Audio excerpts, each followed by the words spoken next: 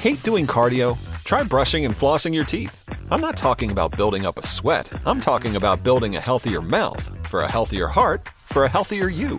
Smile Generation trusted dentists look at your care through the lens of the mouth-body connection because what happens in the mouth plays a critical role for the rest of your body. To find a dentist near you committed to treating all of you, visit smilegeneration.com/confidence today and live longer, healthier, and happier with confidence unleashed. Ready to explore Europe the striped way? Then fly with Condor Airlines. With non-stop flights to Frankfurt, Germany, it's easy to connect to vibrant destinations across Europe. Whether you're sipping espresso in stylish Milan or raising a stein at Oktoberfest in Munich, Condor makes your journey just as enjoyable as your destination. With spacious cabins and relaxing service, your vacation starts the moment you board. Fly the striped way. Visit condor.com today. Looking for a job is lonely. Endless searching, phone calls that go nowhere, applications that vanish into thin air. What if you could link with dozens of local companies who are hiring right now with just one connection? That's Express Employment Professionals. Find us at expresspros.com. One connection, endless opportunities, and no fees ever for job seekers. Express Employment Professionals. expresspros.com. Here's the question. Hola, bitches. Good day to you and yours. All right, a few days ago, we shared the story of a man who inexplicably peed on $10,000 worth of Spam and Vienna sausages. No one knows why, but at any rate, the grocery store disposed of the canned goods. But I beg the question, would anybody know? I mean, is there any way you could really tell, assuming that I sprayed down the cans? Would there be any way to know that someone urinated on the packaging? Now, in an entirely unrelated story, a different man recently went to court where he pleaded guilty to theft and burglary. He was stealing inflatable pool toys and then masturbating on them. And again, no one knows why. Apparently, it's just this thing. Now, that said, that's when the question occurred, would I rather eat a can of Spam and find out that someone had peed on it, or be chilling in my pool and find out that someone had masturbated on my floaty? You're picking number one there, Mike. I am. Hell no. Now look, there's no good answer. There's no right answer, but that's the nature of a would you rather question. And that's what we're doing today. You see, you call us, we'll ask you a would you rather question, and while there is no right answer, we'll still tell you why you're wrong. And it's brought to you by our friends at Advanced Hair Restoration. It is the Men's Room Random Would You Rather question. To be a part of the big show, call 206-803-ROCK. Like KISW on Facebook, follow us on X and Instagram at Men's Room Live, and send those emails to the Men's Room at KISW.com. Hate doing cardio? Try brushing and flossing your teeth. I'm not talking about building up a sweat. I'm talking about building a healthier mouth for a healthier heart for a healthier you. Smile Generation trusted dentists look at your care through the lens of the mouth-body connection because what happens in the mouth plays a critical role for the rest of your body. To find a dentist near you committed to treating all of you, visit smilegeneration.com/confidence today and live longer, healthier, and happier with confidence unleashed. Ready to explore Europe the striped way? Fly Condor Airlines non-stop to Frankfurt and connect effortlessly to most European destinations. Relax and start your vacation in comfort. Fly the striped way. Visit condor.com today and book your next adventure. If you're ready for a new job, let Express Employment Professionals help you. Express is already hiring for summer jobs in a variety of industries. Job seekers never pay a fee at Express. Go to expresspros.com to find your location. That's expresspros.com.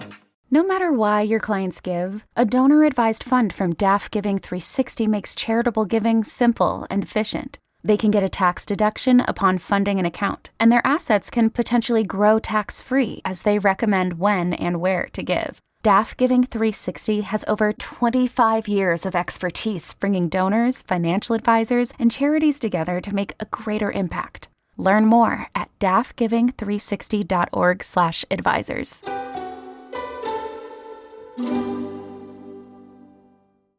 You know how we all have that one friend we go to with all our financial questions? I'm talking the one who gives you advice like no one else can. Well, meet Experian, your BFF. And by that, I mean big financial friend. I'm telling you, Experian is going to be your go-to app when it comes to taking control of your finances. And this big financial friend is always there for you, just hanging out on your phone, where we all kind of are anyway.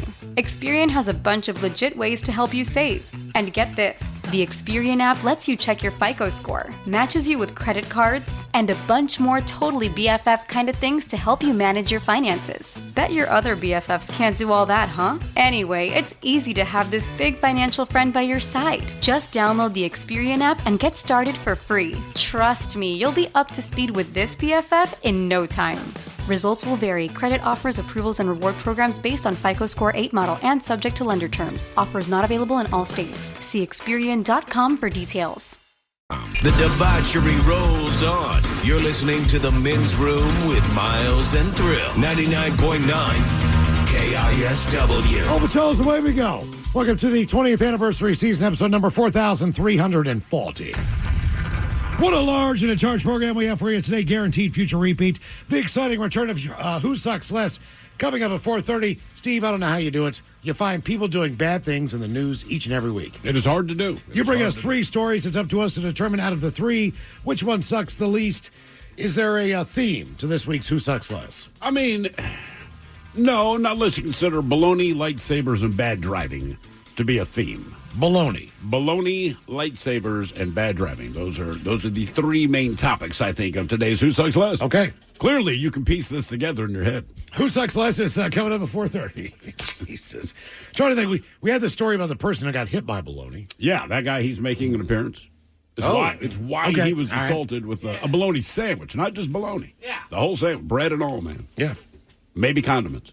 When do we draw the line? Throwing a doggone sandwich at people. I am tired of wasting sandwiches on stupid fights. What food would you throw it on? Like, if you throw a vegetable, I get it. Coconut. Wow. Okay. Yeah. You're looking really. I'll you're throw the ending whole this. damn thing. I don't care. I threw chicken at my brother once when we were younger. What kind of chicken? Was it fried? Barbecue chicken. Ooh. Random. Okay, little test run. On the random Would You Rather question, 206-803-ROCK, away we go. Okay. Would you rather let your worst enemy pick your next tattoo or allow a blind person to tattoo you? I'll even trump this. It could be your worst enemy. It could also be your best friend. Yeah. Right. I'm going to take the blind person. I agree. Only because if I get to determine the design, it's not going to be sophisticated. I know they're going to F it up because, they're blind and all, but I just feel like my worst enemy or my best friend's going to pick something Do you awful. get to pick the location of said tattoo? You're asking the questions. Wait, for the blind person? That's what I'm Or- saying, in the hypothetical. So you can say, look, you're going to be blind or you're going to be my best friend or worst enemy. Right. But I get to pick where the tattoo will be placed. See, then I don't think it's so bad. It's not so bad because you're going to pick something like your ass cheek, right? So very few people are going But to it's see still that. on your body. It is on your body, but it's one thing if you don't have to explain it. Like, look, man, there's people out there with swastika tattoos. Most of them do not put them on their Well, face. I could put or make I them could visible. put love on your forehead. You could. But I mean, it's not the worst tattoo. It's just the location of said That's what I'm tattoo. saying. If I'm thinking if your friend or your worst enemy is choosing it, then they're also going to choose where it's going to go. and they're going to pick the worst possible place. They are. Yeah, there's no doubt about it. And Impractical Jokers already show why that's a bad idea. Who got a tattoo? Everybody except for Joe. And where Let's were see. the general locations of What the does tattoo? Sal have? So- Like Bruno Mars? No, very close. So Murr got probably the easiest one. It is a weasel or something like that, like a ferret skydiving, because they made him skydive and they say he looks like a ferret. That's not so bad. I can live with that. Q, what did Q get? I forgot, but it wasn't all that good. But Sal So, got but where are they? Where are the tattoos located? on their leg. All right. On their leg. But then Sal got Like a visible in shorts on the leg? Yes. Or, okay. Because Sal's Jaden Smith bust is very clear on his leg. That's Jaden Smith. Wow. That was the most confusing one because he's like, I have never mentioned Jaden Smith ever. Well, I have, and the I don't- worst part is most people would not recognize Jaden Smith, so I'd feel even worse going, that's Jaden Smith. Jaden Smith. And I don't want to explain why. It is kind of awesome, though. Like, I just Googled it, and, like, there's Sal with... It's a great tattoo. Like, if you want a Jaden With Smith Jaden tattoo, Smith looking it's a at it. really great tattoo. But it's just Jaden Smith's face. It makes no sense.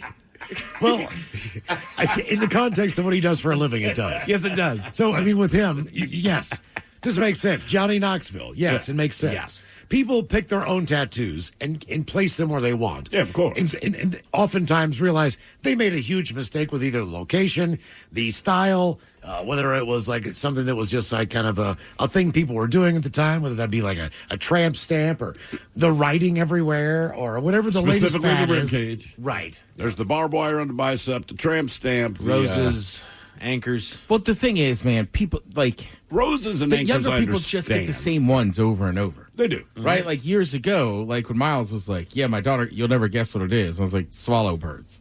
He's like, how did you know? And I'm like, Because that's no the- offense, but like she's just in that age group. Yeah. They all got Yeah. those. They have cursive writing on the ribs. Ted, Whereas when, my generation, we still had, and I still love them, ladies, tramp stamps. Sure. Look, I'm not above a tramp stamp, man. It just speaks to a time, but like when you see it, you're like, yeah. Because if you see it, things are good in your life. Yeah, that's a good point. You can only guess, right? I'm 44. How many friends I have with barbed wire tattoos? I was going to tell you. And then Asian signals or symbols Symbols. that I don't think they know what they mean. Ted, A lot of times they don't. Every single offensive lineman I played football with in college all had barbed wires on both arms. Yeah. That was just what they did. I don't know if they did it all together. They all had barbed wire But on you both specifically have to be a big dude, right? So the barbed wire thing was huge back in the day, but no scrawny ass like me had it. It was always Right. someone who's built. But I'll tell it was you- the guy that was going to wear Well, affliction in about 5 arms. years. I'll tell you. Also, those were typically put where the shoulder meets the bicep. Right. So even if you weren't cut, it kind of gave the illusion that you were. So a lot of Oh, those yeah, you really put it big there so dudes, you look kinda- yeah. yeah. So there's a separation between your shoulder. They're big, but and they're your not bicep. defined. Right, the that's what thing. I'm saying. These are offensive So now linemen. they look like they they weigh have some 310 pounds. I mean, it kind of gives them that look like, you know, when wrestlers used to tie up underneath, so it looked like their biceps were Yeah, bigger. they're flexing. It's the same exact thing. Oh, yeah, it's exactly what it is. I mean, look, I have not a buddy. He was a couple years ahead of me, but he got a full ride to play football at Ohio State. Damn. Got a giant Ohio State tattoo. Oh, no. Transferred and finished his career at Richmond. Are you kidding? I don't think he got a spider tattoo, but yeah. And it was just one of those things when I saw him years later, one of those bars at like Federal Hill or whatever, I was like, we know each other enough. I'm like, you still got that Ohio State? And he's like, no. Or did he get it covered up? I guess he got it covered up or he put something else in there. Yeah, you got to be real selective with that. Yeah. That's why, honestly, I think I'd go with the blind person just because there's a better story with that. Somebody would look at that and say, what in the hell is that crap that you got on there? It's like, dude, I had a blind guy tattoo me. You know what? You're right. That is a much better story. But what is he doing? don't Is know. he doing whatever he's doing? Or are you saying, like, do a dove? I would tell him to do like a smiley face. I Like, would I'm going do to a keep it real spiral. simple. Oh, there. Oh. A spiral. I feel like even with my eyes closed. It's gonna look like when Charlie Brown gets angry, that little scribble that goes above Yeah, his basically. head. I would say this out of the three people, I guess I hate using the term best friend as a guy. Yeah. But as the three people I would consider probably the three best friends, I'd be fine with them tattooing me. Two of them are two like our, you know, the one guy. He would pick something that like he likes, but he's like, I know it means something to you.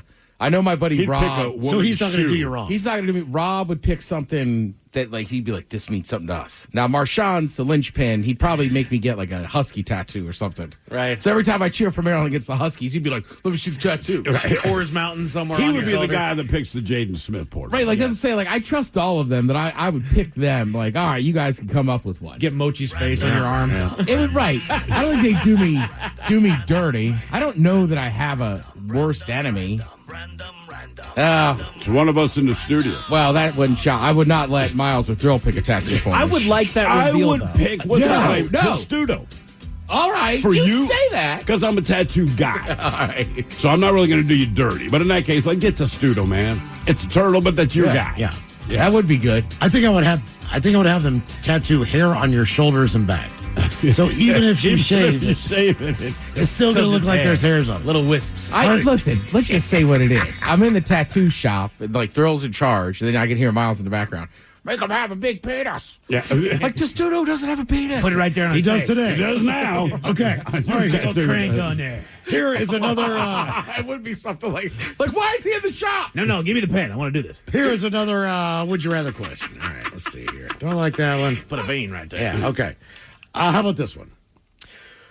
Would you guys rather have your favorite band make a new album, or your favorite movie franchise make a sequel or another movie. So if Are they dead or alive? Could be either. For an example, obviously, okay, so in Soundgarden's instance, right? One of my favorite bands. Yep. Supposedly, I hope that whatever they were working on at the end of... Aren't they releasing that now? I think I read something from They Kim. figured it out with Chris's wife or whatever the deal is, because she contributed so much to the band. No offense if you're listening, but like maybe the guys in the band should have some say over what the band freaking does. So whatever they were doing, if that was finished, I would be happy to know that there was one more thing that I didn't hear that I could hear now. The problem is, man, right? So I don't necessarily feel this way about Soundgarden, but a lot of bands, even if it's your favorite band, their later albums just aren't as good. You know what I mean? Sometimes they put out a disappointment. And same thing with the movie franchises. Maybe there's like Mission Impossible. They're all the exact same movie, but they're all pretty good. But you know what you're getting. But there's no difference. But like, but music. But like, I'm a Star Wars guy, right? And let's face it, man. There's been a couple of turds that'll come out where I'm much more disappointed. This is tough. Well, man. but that's all bands too. And their career, for the most part, that's what I mean. Albums. So your band's going to put out a new album, but I feel like you're rolling the dice. It's probably going to be the third album if you know this is going to be the last. So album. I sent this link to Hair Club the other day because I was all excited. So the Doobie Brothers have come out with a brand new album. Yes. All right. The Doobie Brothers have probably put out 10 albums in the last 25 years. I don't care about any of those albums. Mm-hmm. Right. They don't really, I'm not that big of a fan of the Doobie Brothers. But when you go back to the early stuff and the stuff with Michael McDonald, I like that stuff. I like Minute by Minute. I like a lot of those albums. This is the first Doobie Brothers with Michael McDonald. In about 30 years. Yeah. So I'm like, oh man. Now you're interested. Now I'm in. Now I'm downloading this album because I'm like, that's Michael McDonald. This is freaking amazing. So do you have the album? I do not yet. I have two or three songs of it. It sounds. Right. I just wanted to check it out before I dove all the way in. Sure. Because I'm like, look, man, it's a new album. You're rolling the dice, but it's Michael McDonald, and it sounds like the Doobie Brothers with Michael McDonald.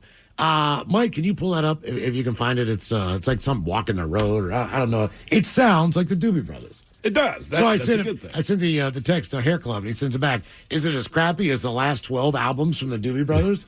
I'm like, this has Michael McDonald. There's the difference, man. You got to listen to it. Well, look, remember, people got excited, myself included. Van Halen reunites with David Lee Roth.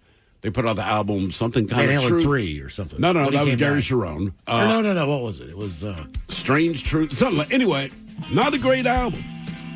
I bought it. It wasn't great. So I don't know, but the same thing with the movies, man. You know, Star Wars fan, they put out these movies. The TV shows are right, but the movies are kind of crap. Knock them down. Walk this road with me. Just where it goes. So to me, that sounds like the Doobie Brothers. So yeah, but anything Michael McDonald sings is going to sound the Doobie Brothers. I know, but he's playing with the Doobie Brothers. Do you care that he's playing with the Doobie Brothers? Yeah, taking it to the streets, China Grove. Yes, I do care. Versus if he just put out a solo album. Correct, because if he goes solo, he's going to be like Motown, Michael McDonald. This is still kind of Motown. Freedom. Well, yeah. It's a thin line between Motown and Southern rock, in my opinion. Sure. Mm-hmm. Sure. Well, after watching that documentary, it's the same thing, man. Well, and seeing, like, Michael McDonald's another one, right? What was it? 20 years ago or whatever, AT&T, one of the companies, had him in the commercial. And I was like, no. I just assumed he was black. Oh, that you found out like 20 years ago, the Michael McDonald. Yeah, and then that commercial, I'm like, that white guy's been singing all those songs. Yes, he has. Yeah. You know what I mean? It just would you take your artist with a new album, or would you take your favorite movie in a new one? I'm gonna take artist and album just to hopefully go see him. Okay, that's fair. Fair enough, Mike. Yeah, I'm going to go artist and album too. Just look, my favorite movie trilogy is The Lord of the Rings, and they put out their new show Rings of Power. I have watched no more than just a single episode of Really? it. So it's Because you're an apologist. They burned you. They did kind of with the Hobbit movies. They were fine, but That's what I'm saying. The CG gets to be too much, and I'm taken out of it. You know what I mean? Like the special effects of the first 3 movies were phenomenal. I absolutely loved it. Maybe I was just a kid, but then as it kept going, it's like this is so obviously just CG. Yeah, I got to go band too. Yeah, And I just don't know that I have a movie franchise I'm that attached to. Exactly. Exactly. But in this The case, Godfather, but like Godfather 2, like we always say, you can argue is better than the original. Sure. Godfather 3 sucked. Yeah, it was terrible. The reason we asked, would you rather your favorite band make a new album or your favorite movie franchise make a new one or a sequel? News is, after 14 years, a new Harold and Kumar movie is on the way. With John Cho and Cal Penn, they're coming back. No word on Neil Patrick Harris. That's what I was going to ask. But it's hard to imagine a new movie without Neil Patrick Harris. He's got to be in that. Now, this will be the 4th of the Harold and Kumar movies. Can you name any of them? Harold and Castle. Kumar. Go to White Castle's number 1. Escape from Guantanamo Gitmo. Bay, Yeah, Harold and Kumar Escape from Guantanamo Bay is the second one. and then a Harold and Kumar Christmas. A very Harold What? and Kumar 3D Christmas. Yes. Are you kidding? I've never heard of that. Yes. It was fun. By the way, the creative team behind most of those movies, John Hurwitz and all those guys, they are back. They are also the creators of Cobra Kai. Oh. And so there's now everyone's interested. Well, that's what I'm saying. Well, it's like the new Karate Kid's coming out, right? With Jackie Chan and what's his face, Ralph Macchio. My wife, by the way, cannot take this stuff. What stuff? I did not realize how deeply, passionately she was attached to Karate Kid. Because it's like we can all look at it and go, yeah, it was a fun movie. I liked it. Sure. Right? Beginning and end. They put out the one with the Jackie aforementioned Jackie Chan and what's his face, Jaden Smith, Yeah. right? She never saw the movie, but even when the commercials came out, she's like, no, that is wrong. It's an atrocity. I mean, you would think, I don't know, she lost her mind. So now the commercials come out with Ralph Macchio and Jackie Chan, and I don't know who the hell the kid is, right? But again, she's like, no. I said, but Ralph Macchio's in it. She's like, but so she does not have a problem with Jackie Chan per se, but she has a problem with Jackie Chan showing up as Mr. Miyagi in the remake, right? I'm about to say, is he So still now- Miyagi? Like, does it exist in the same universe that Jaden Smith was in? Is this why you guys go for Loco Moco? Loco Moco. Yeah, is this why you guys go up there for Hawaiian food? Oh, God, no. Right, okay. That place is just that good. The studio says this. This is their quote. It's high time that Harold and Kumar puff and pass their wisdom onto a new generation, but don't tell their kids. Okay. Also, just stop. Like I liked it. Just enough. Like we can't have another Harold and Kumar if we don't make goddamn new movies. Yeah. Like I'm just like, all right, it's something I like. I'm so tired. Like Hollywood's, well, no, we'll do this. I'll do like. Somebody out there is writing new stuff. Yeah. Somebody is, but they don't get picked up. Well, how many remake? And look, and one thing, this is different because it's a sequel. But I've always made the argument: stop remaking good movies. Take a movie that sucked. Wait, no, hold on. Right, and then remake that. Like, say, look, we tried to make this movie, it failed because we didn't do a good job. Okay, remake that and see if we actually like it. But if it's a good movie, don't remake. But here's the thing: back in my day, back in my day, okay, like Dracula or The Werewolf. Okay, they just went on different adventures. They called the movies different things. Right. But it was just the same character going on an adventure. And that's kind of like, like Lassie movies, whatever. It's James the same Bond. guy. James Bond. It's the same dude. Right. He's just going on a different adventure. So in my mind, when you do it this way, it's like Cheech and Chong. They just went on a different adventure. It didn't matter what the title of the movie was. It was like 1, 2, 3, 4, 5, 6, 7. It was just, these are the characters you love. And we're going to make a new movie, and they're going to go on a different adventure. So that's kind of what I put in the Harold and Kumar thing. Do you think it's going to be any good? The new Harold and Kumar. Yeah. As it relates to the others. Yes. Not that I've seen the 3D, very Harold and Kumar Christmas, for Christ's sake. But I don't know if I've seen that either. Yeah. Because you got to see It was good. Like, honestly, their writing staff does a decent job. And was this in theaters? I believe so. It might have gone straight to DVD. Honestly, that was my first introduction to Harold and Kumar. The very... Yes, Christmas one? I don't know if it was an advertisement on TV or maybe like a trailer before one of the movies that I was watching, but I remember vividly that trailer for Harold and Kumar Christmas, and I was like, "Who are these guys?" And then I watched it; it was fantastic. That's why I get fired up when I see a White Castle. It really is. Yeah, because I know for a fact that it's. I'm way hyping this up over what I'm going to eat. So, like, to me, correct. I mean, the quality of what I'm going to see on that tray and eat is not going to live up to what I thought about not even from close. those movies. It's still going to be just as the same as if I bought them in the frozen food section and microwaved them at home. That's the one there's really no difference. I mean, it shouldn't be that way. You could go and get a bag of them, but it's not that good. Yeah, there's a reason. It's like one of the original fast food joints. There's a reason it hasn't expanded all over the country. But if you walked in with 2 bags for a party, people would be very excited. Here, and they would eat one, and then be like, they'd eat the other stuff. I'm good. More of the... I'd eat 3, dude. I got you. More of the random Would You Rather question coming up, 206-803-ROCK. Hate doing cardio? Try brushing and flossing your teeth. I'm not talking about building up a sweat. I'm talking about building a healthier mouth for a healthier heart, for a healthier you. Smile Generation. Trusted dentists look at your care through the lens of the mouth-body connection, because what happens in the mouth plays a critical role for the rest of your body. To find a dentist near you, committed to treating all of you, visit smilegeneration.com/confidence today. And live longer, healthier, and happier with confidence unleashed. Ready to explore Europe the striped way? Then fly with Condor Airlines. With non-stop flights to Frankfurt, Germany, it's easy to connect to vibrant destinations across Europe. Whether you're sipping espresso in stylish Milan or raising a stein at Oktoberfest in Munich, Condor makes your journey just as enjoyable as your destination. With spacious cabins and relaxing service, your vacation starts the moment you board. Fly the striped way. Visit condor.com today. Looking for a job is lonely. Endless searching, phone calls that go nowhere, applications that vanish into thin air. What if you could link with dozens of local companies who are hiring right now with just one connection? That's Express Employment Professionals. Find us at expresspros.com. One connection, endless opportunities, and no fees ever for job seekers. Express Employment Professionals. expresspros.com. With over 25 years of expertise, DAF Giving 360's donor-advised funds can help you get a tax deduction and potentially grow your charitable dollars tax-free while you recommend when and where to give. Learn more at dafgiving360.org. You know how we all have that one friend we go to with all our financial questions? I'm talking the one who gives you advice like no one else can. Well, meet Experian, your BFF. And by that, I mean big financial friend. I'm telling you, Experian is going to be your go-to app when it comes to taking control of your finances. And this big financial friend is always there for you, just hanging out on your phone, where we all kinda are anyway. Experian has a bunch of legit ways to help you save. And get this, the Experian app lets you check your FICO score, matches you with credit cards, and a bunch more totally BFF kind of things to help you manage your finances. Bet your other BFFs can't do all that, huh? Anyway, it's easy to have this big financial friend by your side. Just download the Experian app and get started for free.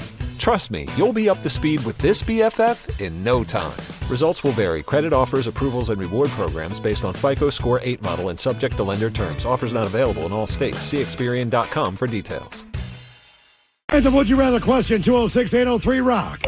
Hello, Brock. Welcome to the men's room. Random. Hola, bitches. Hola. Brock, welcome to the program, the Random Would You Rather question. Brock, how old are you? I am 57. Okay. We talked last week. All right, Brock. All this right. might be a tough one for you, but would you rather just go ahead and be a senior and retire or go back to high school? So in other words, you're going to jump to 67 years old. You are done. You are retired. It is fine. Or would you rather go back to high school and start all over again? Well, there's a couple choices when I was in high school that I might have changed, and maybe I could retire already.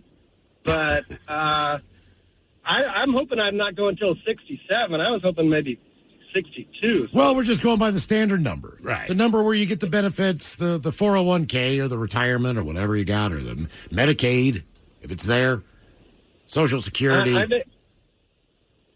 think I'm ready to retire. I got kids that are grown up, and I've had my fun in life, so I'm kind of ready to just chill. Okay. All right. So I'm right there with you, Brock. Okay. Just because if you go back to high school, then I have to go through all this crap again. Not just high school. Well, it's not. You don't necessarily have to go to the same high school. You're just going back to do high school. Oh, no, I get it. But still, man. And the thing is, look, I'm 56, you're 57. So the idea of projecting 10 or 11 years in the future, it's so close anyway. It's like, let's just go ahead and get there. It would be fun to go back and do your 20s. Like, my 20s were a lot of fun. Well, that's the difference here. Because high school is high school. Right. So, also, I'm not sure that I could get through the 9th grade in the first year. I would have to put in some serious time to catch up with all the things. Math. Everything before that are important stuff. Like what else, that I've forgotten. I mean, any kind of science, any kind of biology, whether it's the periodic table, just different things that I need a good brushing up on. You know? That stuff I think you pick up on quick.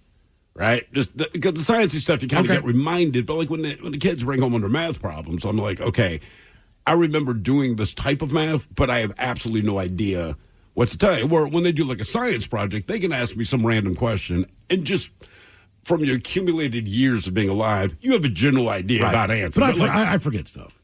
So, like, okay, a perfect example. This is how stupid I am. The Magna Carta. Yeah. All right. I need to brush up on that. If you said explain it, what was it? Why was this the thing? What was it for? Blah, blah, blah, blah, blah, blah, blah. That's the question, right? That's on the test in history. And I'm going to sit there. I need to brush up on a lot of stuff. Anyone remember what the Magna Carta was? It's a treaty. Was it a religious thing, or was it an actual This is what I'm treaty? saying. So these types of things that should be... But here's the thing. Something to do with France. But I feel confident in that. Okay. It was a document signed in 1215 that limited the power of the English monarch, establishing the principle that even the king was subject to law. Okay. Nothing to do with France? I'm not reading France, Ted. Okay, well... But what year again? 1215. 1215. All right. Okay, so world history. But you'll remember that now. Right, correct.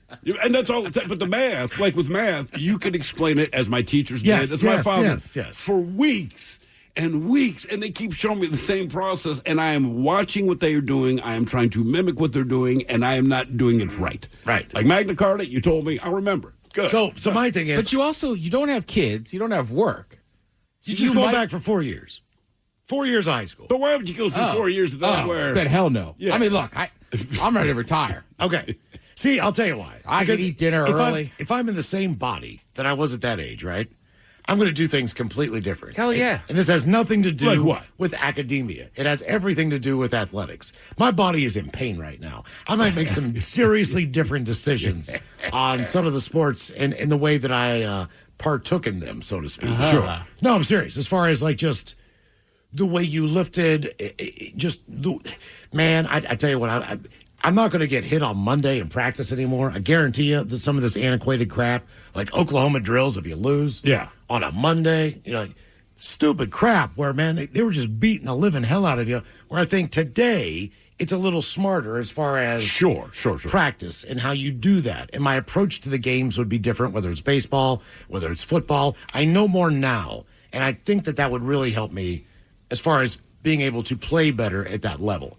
So it's kind of like... Play smarter. It's kind of like when you play your grandfather in pool. He will kick your ass. He's going to crush you. And he's going to hit the ball 1 mile an hour. It's going to every ball is going to barely roll in the hole. It's like a little kid bowling a strike. It takes 20 minutes for the ball to get down once there. It gets there. And it barely nicks the first pin, and somehow they all collapse. Okay, my problem with high school, right? So take math out of it. Obviously, I'm going to fail math. I know that. I need a tutor. But I still have to read those damn books again, right? And look, I like to read. I'm a pretty voracious reader now, but I read books I want to read. I still do not want to read Shakespeare. I believe the curriculum has changed. As far as out. I think there's a lot more, hey, you read something that interests you now than there was when we were growing up. My kids got to do that, and this was the K through 8 school, so they got to pick books, and they were begrudging. Oh, we got to read. I'm like, wait a minute. Your teacher gave you a list of like 25 books that you can choose from. You can pick one. And like 15 of them seem reasonably decent, And I would do the research to find the one that I would want to read. About that. And then my son, so he read, like 2 of them he read. He's like, I really like that book. I'm like, but you were the one pissing and moaning about it. But again, you got to pick. But I don't want to read Old Man in the Sea again. I don't want to read anything from frickin' Shakespeare. Also, none of that. We did not have Google. You had to go to the library. Yeah. And studying in the library was just a little bit more tedious. I think it would be easier just to the ability to be able to gather information and to, be able to retain that. You got to cite your sources, too. I don't know if Yes, I'd you do. That's fine. retain it, Yahoo. Right. But the thing is, Google cites the source. So, I mean, look here, man. It's people piss them off like, man, the kids are using AI instead of. I'm like, well, they're already using Google. You're not doing research. I mean, you sit down, you hit Google. It's like me putting together Big Dummy. I am not sitting in some massive Oxford, England library. I'm in front of my freaking computer, and I go, Google. And then it tells me everything. Yeah. So that would definitely help in school. But somebody does make the point, would you want to go back to high school in the age of social media? No. Nope.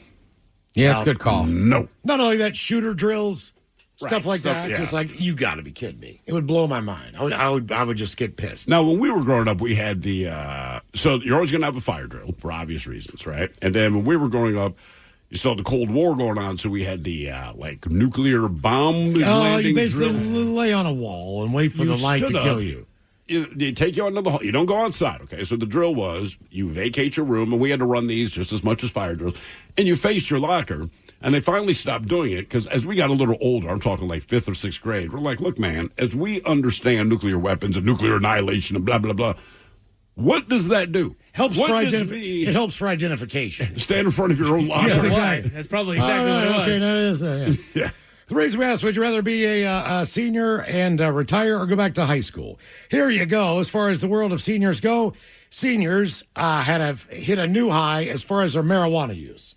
Yeah. It is going through the roof. So people who have retired and are 65 years and older, they talked to about 16,000 adults. And among them, the marijuana use is going through the roof, especially with higher income seniors. Once the least likely to use cannabis, they now top the list of the demographic subgroup of about 9% of marijuana sales. Yeah, once they made it legal, man. Mm-hmm. And the study also found that cannabis use doubled among older adults that have chronic illnesses. Sure. Heart conditions, diabetes, cancer, or 2 or more chronic diseases as far as alleviating pain. You're telling me weed helps? I'll be damned. Yeah. Somebody said something 1,000 years ago. Now, a discussion said, would you go back and do high school all over again if you could? And a poll of graduation seniors and then thousands of Americans, almost everyone said yes. Really? Yeah. About 60% said they would go back and do it again. Most said they do things a little differently. Of course. Well, yeah. About 35% said no way. Once was enough. 5% are not sure. But they also looked at the most common high school experiences and why some people might want to go back. So the poll asked about 50 different high school experiences to see how common they are. And here are some of them. Did you have a crush on someone in high school? Would you like to go back and try to do that first love again? Well, if you're going to bring up sex, yes. I mean, my answer to anything with sex, like, yes, of course. I would like to have slept with a chick that I didn't get the chance to sleep with. That's a no-brainer. Okay, so think about it. She would still turn me down, but sure. When you were in high school, you were probably in a friend group or a clique. Yeah. So they're saying, would you like to go back and hang with your boys again? No matter if that's on a team, whether that is, your friends in band, whatever the deal is, you know who you run with. Sure. Do you want to go back and run with that crowd again? Yeah, those were fun days. So you'd go back to high school? Hell yeah, I would. In an instant, man. Here's your Uncle Rico. Would you like to play in at least one more high school sporting event again? No. Yes. Yeah, 100% yes. Yeah. But believe it or not, 50% of people actually loved or liked high school. About 30% went, nah. 12% said they disliked it, and 8% hated the whole experience. You will know this. In the 8%. You will know this based on going to a high school reunion. What's that? The people that loved high school, okay? The people that were really into it. So, for an example, I guarantee you that if I went back to my high school reunion, the head cheerleader, who was the head cheerleader for every year I was in high school, is going to go to this high school reunion. Of course. Now, the class president, who was only there for the academia and went on to be the valedictorian, he is a doctor in San Francisco. Not all class presidents were there for academia. He never posts. Well, I can assure you that. He never posts, all right? No. Because those was not his glee. He's not Uncle Rico. No. All right? But the running backs on the football team, the best basketball players, all those guys, they show up every single time there is a reunion because those are their memories of high school. So they're positive. Where there's a lot of people who I know that I'd like to see you knew them at the time and they just weren't in high school. Like But the other thing is, too, is just with social media, like, I don't know. There's guys I went to high school with that, like, I haven't physically seen in 20 years, but, like, I know what's going on. I know what they're up to. And it's weird. When I went to my 20th reunion, I got my 30th coming up. That hurt to say out loud. I don't know. I've just gotten used to it. The hell with it. The hell with it. But, like, coming up for me, too. Some of those guys, like, they were like, Ted, good to see you. Like, yeah, it's like, I kind of know what you're up to. You know, like, I'm glad your kids are doing well. Like, the one guy, like, we weren't even friends. Right. I just like his social media presence, and his kids are rugby players. You know what's crazy? My dad went to either his 50th, it may have been the 60th high school reunion, right? Which just blows my mind. But the two things he pointed out, he goes, one, with the exception of one other guy, all of those guys still live in Houston. Because if you're born in Houston, that's a big one. You don't leave. Apparently, you cannot physically leave the state of Texas if you're born there, right? So he's like, it's amazing. So they see each other all the time. But miraculously, one of his teachers from back in the day was still alive, which he could not believe. But he said he's there with my mother. They're walking in, and my mother goes, man, this real old lady grabs your father's arm and says, Robert Hill. Like, this woman still, obviously, he does not look anything like he did back in the day. She recognized him immediately and just started dressing him down. And she said, dressing him down? Oh, yeah, you were a terror when you were, that kind of. Oh, my God. Because that's what she remembers. And, he's kind of smiling and chuckling through it. But my mother was just like, in all of the years that I've been with your father, I've never seen him look mildly nervous at anybody for any reason. She's been sitting on this for 60 years. Well, then one of his best friends from school is a guy named Sam, who my mother says, you've never seen him sober. And the older I get, the more I believe that. Said, like, Sam walked in, the teacher, it was much different. Just like, and Mr. Shagwa. Oh, no. In a good way or a bad way? Bad. Really? And he's always kind of been that guy. You can't give it up, man. But you can't just let it go. No. Let it go. That's her last memory. Let it go. And now she sees it like, the last time I saw you, I was full of hatred kind of thing, And he comes walking in. Yeah, I had a teacher who didn't remember me. Okay. Which I was kind of like, damn. But in his defense, he has taught at DeMatha for I don't know how many years. But I reminded him, I said, hey, you coached me in baseball too. And he goes, I did? I said, yeah. I said, I was on your son's team, and we were so terrible, I had to lead off for you. He goes, I remember that year. We were awful. And he's like, Teddy, my bad. I forgot about it. And I said, no worries, T. But I was like, that's it. He's like, I remember that. So the only thing that someone posted me up on was there was a girl in my class, and so when we were sophomores, her sister was a senior. Okay. Her sister did not have a date for the prom. So the girl who was in my class, her sister, younger sister, said, would you be interested in going with Laura to the prom? Were you? And I said, I didn't really know her sister. I mean, But how did she look? The 3 years in high school is a big age difference between who you run with. Like, when you're just there. Not good. I mean, you don't know. That's what I'm getting at. I mean, I kind of knew her, but I didn't really know her. Was she good looking? So, no. I mean, look, man, if it takes that long to answer. She was fine. Okay? But I told her, I said, man, if your sister really wants. A solid 6. If your sister really wants me to go to the prom with her, she needs to ask me. Yeah. That's all. Because. Were you hoping she did not ask? She did not ask me. Were you happy? She did not ask me. Okay, but somehow in the communication, her sister basically told her older sister, he seems to be, like he might do it. I think he just ask him, he'll say yes. She never asked me, but maybe the threat of you saying yes was enough. Like, ooh. Well, here's the problem. She thought I was going to pick her up and take her to the prom. What? But she never asked me. And I told her sister, she has to ask me. I am not going to the prom with your sister. So she was waiting for me to pick her up. Dude. Okay, so. Hair's done. This is probably my second high school Makeup's reunion. on. All how that. did she get so far as to have a dress and everything? She got the dress. Why did she have the impression? I believe her sister said he's going to go with you. That's the only thing I could think of, right? So, but anyway, okay. Shots already. So I walk. She snuck from her dad. There's a reception like the night Tissues before. in the bra. Before the actual. Before the reunion, right? Everybody's meeting in a bar. Debbie walks up to me and she's like, do you remember standing up my sister for the prom? And I'm like, you and I need to have a talk. I have been waiting to have this talk. Now, you listen to me. And I told her exactly what I said. I said, yeah, but you said you might go. I said I might go if she would ask me to go to the prom. I said, did you ever tell your sister that? She's like, well, I mean, because you kind of just said you might if she would ask you. And I said, hey. Qualifier. She didn't ask me. She never asked me. And I said might. Right. And by the way, I'm pretty sure at the time that I guess I was old enough to drive. I don't even know if I had a car.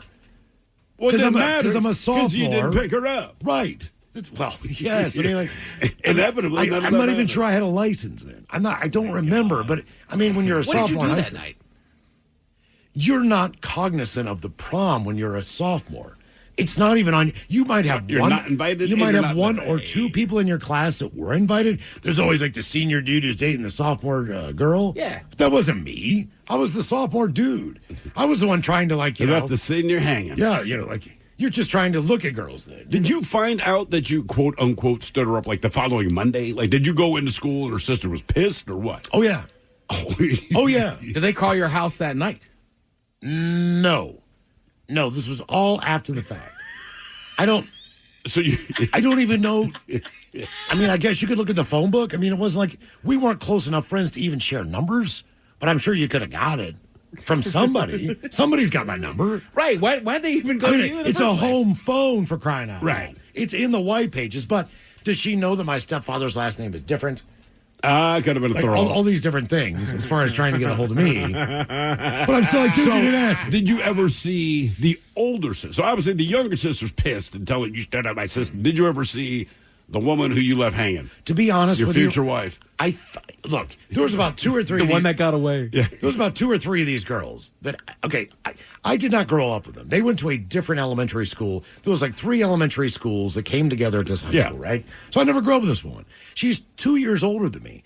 I did not run in her circles. There were 3 of these chicks that I thought were the same person that looked the same. So I'm not even sure, which one she was. I know she was one of the 3. It didn't matter to him. And the girl that I knew, she's new to me too. Like, she just joined the class. So did her sister specifically want to go to the prom with you, or were you the backup plan because no one else had asked her? No one ask her because... The girl that was my age had more to do with this than was being led on. Okay. So I know that to be a fact. Like, there's no way I'm making this up. Like, look, I'm not She want to run into you at her house? I'm not going to tell like you that? I'm going to take you to the prom, not know when it is, not know any of the stuff, not go rent a tux. I mean, I knew that much. I know you're supposed to do all those things. You're supposed to go to dinner. You're supposed to get a ride. Like, This whole situation's weird. Exactly. It's not weird. You It's just stood my rude. sister up at the prom. Like, no, I did not. This is the most ridiculous thing I've ever heard in my life. I mean, if she brought it up, how many years was that? The 30th? 30th. But, but it wasn't that. It But was her sister still talks about it. Like, hey, did Clearly, you go to they your talk about prom? it, yeah. Because everyone, did you go to your prom? I did not Well, go it was to her my senior prom. prom. I didn't want to go. Her, my senior prom. I was stood up at Eddie Miles. Right. Right. That memory. Like, why is that on me? They sit around at Thanksgiving. This is the and kind of Marilyn this is the kind of crap that happens to me. All right, seriously, I liked someone else, but she was in my grade. Right. Like, I had no interest. I didn't want to blow that. If I had a chance. We still had a chance. But I never said yes. Nah, it's all right. But she walks up to me and I'm like, we are going to have a talk. How did that talk go? Because I felt bad about that for a long time. 30 years, apparently. Well, it still sits on you. Like, Sure. Well, you ruined her senior prom. Some lonely girl in a dress. So was there some in her resolution house. after this talk? Like, did you guys talk it out? She's like, oh, okay, you're right. She didn't remember a lot. Uh-huh. But I remembered it. And my memory sucks. 30 years later, we're still going to talk about it. Because I remember, like, this is no way this actually happened. No. Like, I did not believe it. Right. I thought you were just trying to dig in at me, right? Apparently, no. She was really standing there, thinking I was going to pick her up. Oh, my God. I don't even know where they live. Obviously. Went to bed with I that did not know where soaked I face. swear to God, God, you know that's you what I did. told her. I was like, I did not know where you lived. How was I supposed to pick you up? Had Even if I self-esteem said, yeah, issues. don't you think I would have asked, hey, where do you live? Her self-esteem was crushed. Didn't put herself out there for another 10 years. You know she took that boutonniere and just smashed it on Just the driving ground. around randomly looking for some house with a chick crying on a porch. Threw the condom away that she was going to give you. More of the random Would You Rather question coming up 206-803-ROCK. Hate doing cardio? try brushing and flossing your teeth. I'm not talking about building up a sweat. I'm talking about building a healthier mouth for a healthier heart, for a healthier you. Smile Generation. Trusted dentists look at your care through the lens of the mouth-body connection, because what happens in the mouth plays a critical role for the rest of your body. To find a dentist near you, committed to treating all of you, visit smilegeneration.com/confidence today. And live longer, healthier, and happier with confidence unleashed. Ready to explore Europe the striped way? Then fly with Condor Airlines. With non-stop flights to Frankfurt, Germany, it's easy to connect to vibrant destinations across Europe. Whether you're sipping espresso in stylish Milan or raising a stein at Oktoberfest in Munich, Condor makes your journey just as enjoyable as your destination. With spacious cabins and relaxing service, your vacation starts the moment you board. Fly the striped way. Visit condor.com today. Looking for a job is lonely. Endless searching, phone calls that go nowhere, applications that vanish into thin air. What if you could link with dozens of local companies who are hiring right now with just one connection? That's Express Employment Professionals. Find us at expresspros.com. One connection, endless opportunities, and no fees ever for job seekers. Express Employment Professionals. expresspros.com.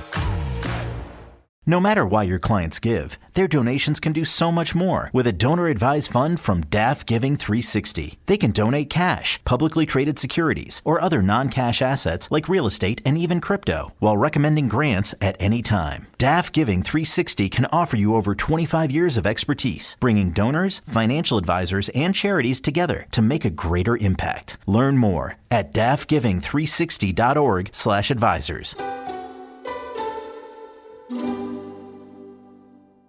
You know how we all have that one friend we go to with all our financial questions? I'm talking the one who gives you advice like no one else can. Well, meet Experian, your BFF. And by that, I mean big financial friend. I'm telling you, Experian is going to be your go-to app when it comes to taking control of your finances. And this big financial friend is always there for you, just hanging out on your phone, where we all kinda are anyway. Experian has a bunch of legit ways to help you save. And get this, the Experian app lets you check your FICO score, matches you with credit cards, and a bunch more totally BFF kind of things to help you manage your finances. Bet your other BFFs can't do all that, huh? Anyway, it's easy to have this big financial friend by your side. Just download the Experian app and get started for free. Trust me, you'll be up to speed with this BFF in no time. Results will vary. Credit offers, approvals, and reward programs based on FICO Score 8 model and subject to lender terms. Offers not available in all states. See Experian.com for details. Hate doing cardio? Try brushing and flossing your teeth. I'm not talking about building up a sweat. I'm talking about building a healthier mouth for a healthier heart, for a healthier you. Smile Generation. Trusted dentists look at your care through the lens of the mouth-body connection, because what happens in the mouth plays a critical role for the rest of your body. To find a dentist near you, committed to treating all of you, visit smilegeneration.com/confidence today. And live longer, healthier, and happier with confidence unleashed. Looking for a job is lonely. Endless searching, phone calls that go nowhere, applications that vanish into thin air. What if you could link with dozens of local companies who are hiring right now with just one connection? That's Express Employment Professionals. Find us at expresspros.com. One connection, endless opportunities, and no fees ever for job seekers. Express Employment Professionals. expresspros.com. Ready to explore Europe the striped way? Then fly with Condor Airlines. With non-stop flights to Frankfurt, Germany, it's easy to connect to vibrant destinations across Europe. Whether you're sipping espresso in stylish Milan or raising a stein at Oktoberfest in Munich, Condor makes your journey just as enjoyable as your destination. With spacious cabins and relaxing service, your vacation starts the moment you board. Fly the striped way. Visit condor.com today. The shenanigans continue. This is the Men's Room with Miles and Thrill. It is our random Would You Rather question, 206-803-ROCK.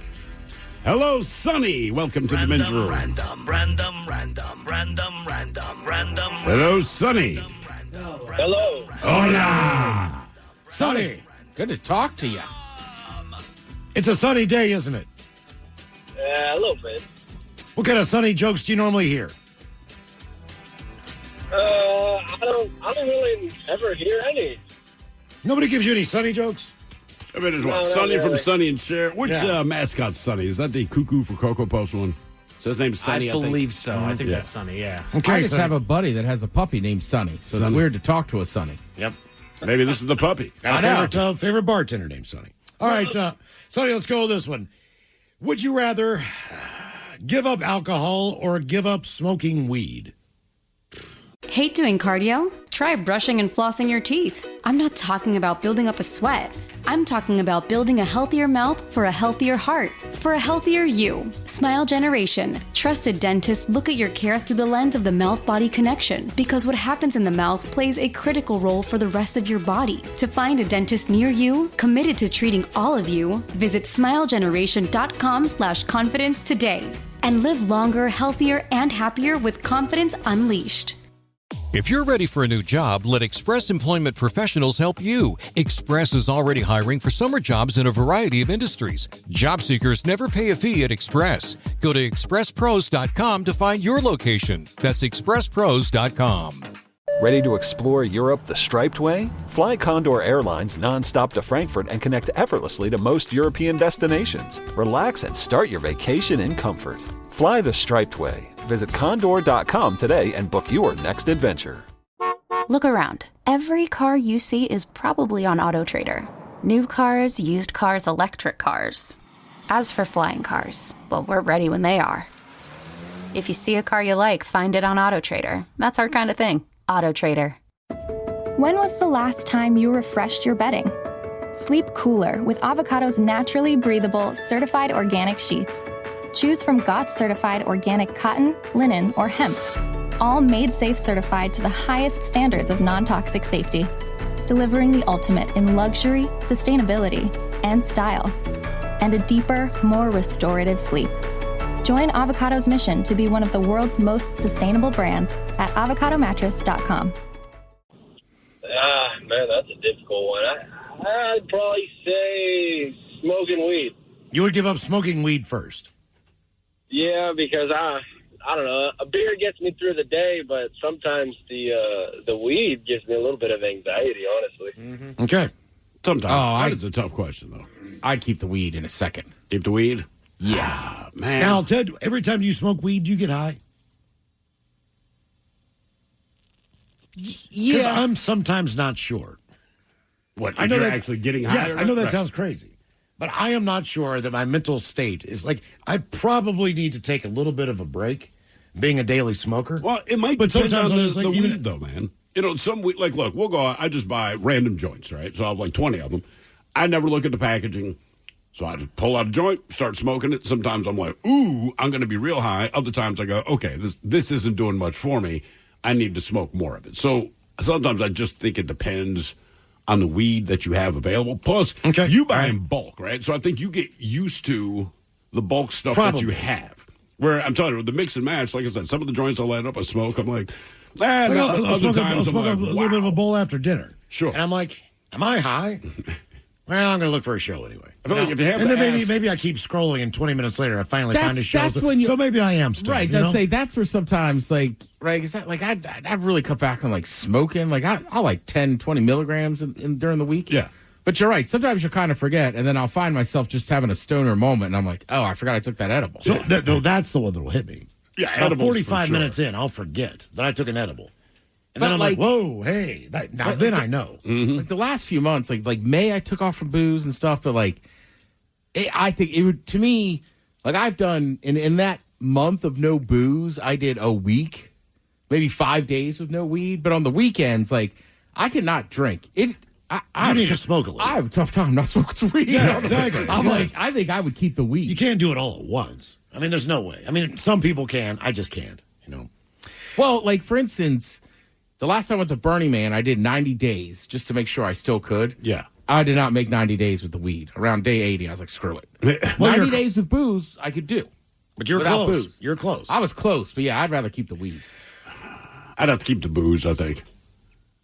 I just like booze. I like drinking. I like having it around. Well, that's why I contemplated whether to do weed or because sometimes I wonder if I'm even getting high. So is it even worth it? I mean, if I just gave it up. But the other thing with booze, too, man, is I really enjoy the bar. And yes, you can go to a bar and not drink alcohol. That's just not a concept. To me, that's like going to a restaurant and not eating. You know, like, I like the bar. I like hanging out at the bar, meet some people. But I also enjoy the process of drinking beers, clinking glasses, right? And then, granted, at the same bar, a lot of times we go out front and smoke weed. Correct. Yeah. I mean, I will say, that is the tough part. Like, I didn't go to that specific bar. Where's Ted been? But you lost your social scene for a little while. Well, it was just more of I really like their lemon pepper chicken wings. And our friend, like Phil and I know the bartenders, and she was like, you could have come in and got wings. I said, I could have. So I didn't trust myself in this bar. That's the problem. Because I know too many people. But so I just found other bars. Okay. They don't know you. They're not going to just slide your drink out when you walk in. Correct. That's all you don't want to do is turn that down when it's right there in front of you. Right. Now, with that said, also, I found out that I have a max of 2 or 3 hours tops in a bar if I'm not drinking. Because I still want to watch sports and curse and be loud. Right. But after a while, it's like, all right, people are hammered. I'm just stoned. It's not the same experience. Yeah, you want to be even with the people around you. But the NAs help.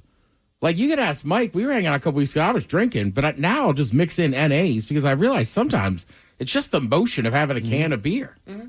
Right. Yeah, but I had a conversation with someone we all know, and they know beer very well. Okay. And they say, look, man, if you're not drinking, why are you dumping 130 calories down in your stomach if you don't need to? Just drink water. Well, Michelob Ultra only has 30 calories in their NA. Is that okay? And Hoplark has 0. All right. Well, see, now you're on. The athletic ones have more, so you got to be careful with those. But I'm with you. Once I found those Hoplarks, and like, I would just be pounding root beer. But I would still get up at 5:30 a.m. for F1, and it still felt dirty, slimy having a pint of NA at 5:30 in the morning. Of NA, really? Yeah, but it was fun.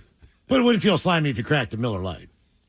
That's just the way I call them now. Dirty, slimy pint. Okay. Slimy pint. You know, when you shouldn't have one. Those, goddamn, I don't sound like a real booze hound now. Those are some of the favorite beers. That's why like people you got like a day off. drinking. What are you talking about? Like before you go to the funeral?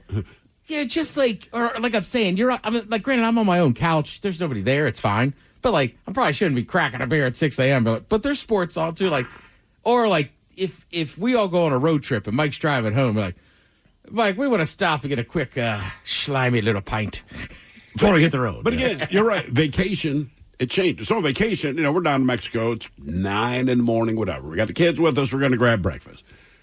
My wife, there's booze in her drink, which if we're at home, this is not the case. But there's booze in her drink. I will get a beer. I will get a shot of whiskey and an orange juice, right? So there's still, and nobody says anything.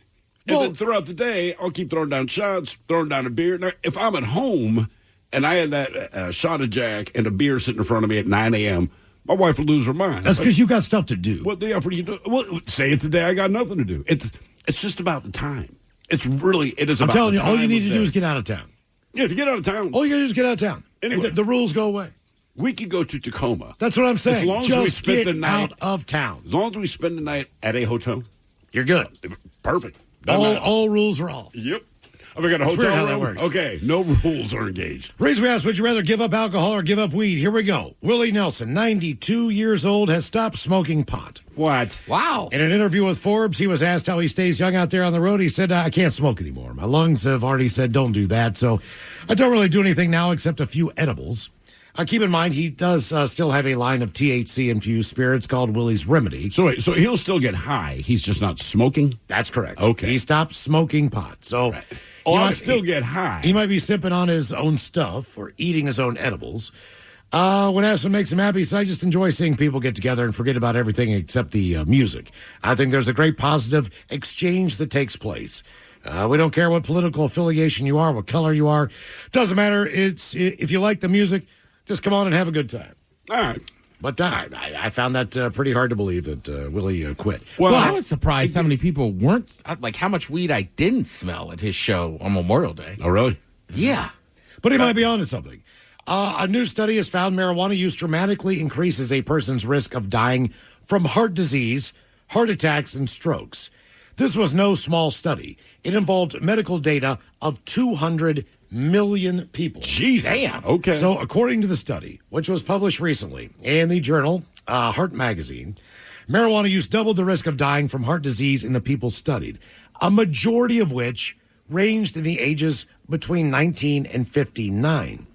And they found that people who smoke weed had a 29% higher risk for heart attacks.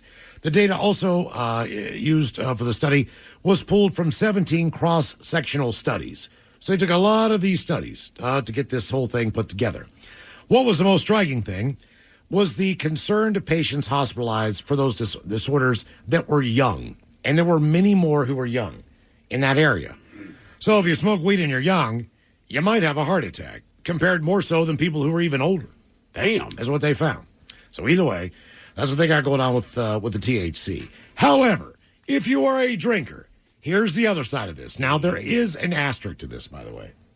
There is a caveat to this. I know what you're about to bring up. So most people who consume alcohol on a regular basis are aware, moderation. And in the U.S., they currently suggest limiting yourself to a couple a day. Do they? That may not be the case for much longer, based on a report concerning upcoming changes to the guidelines.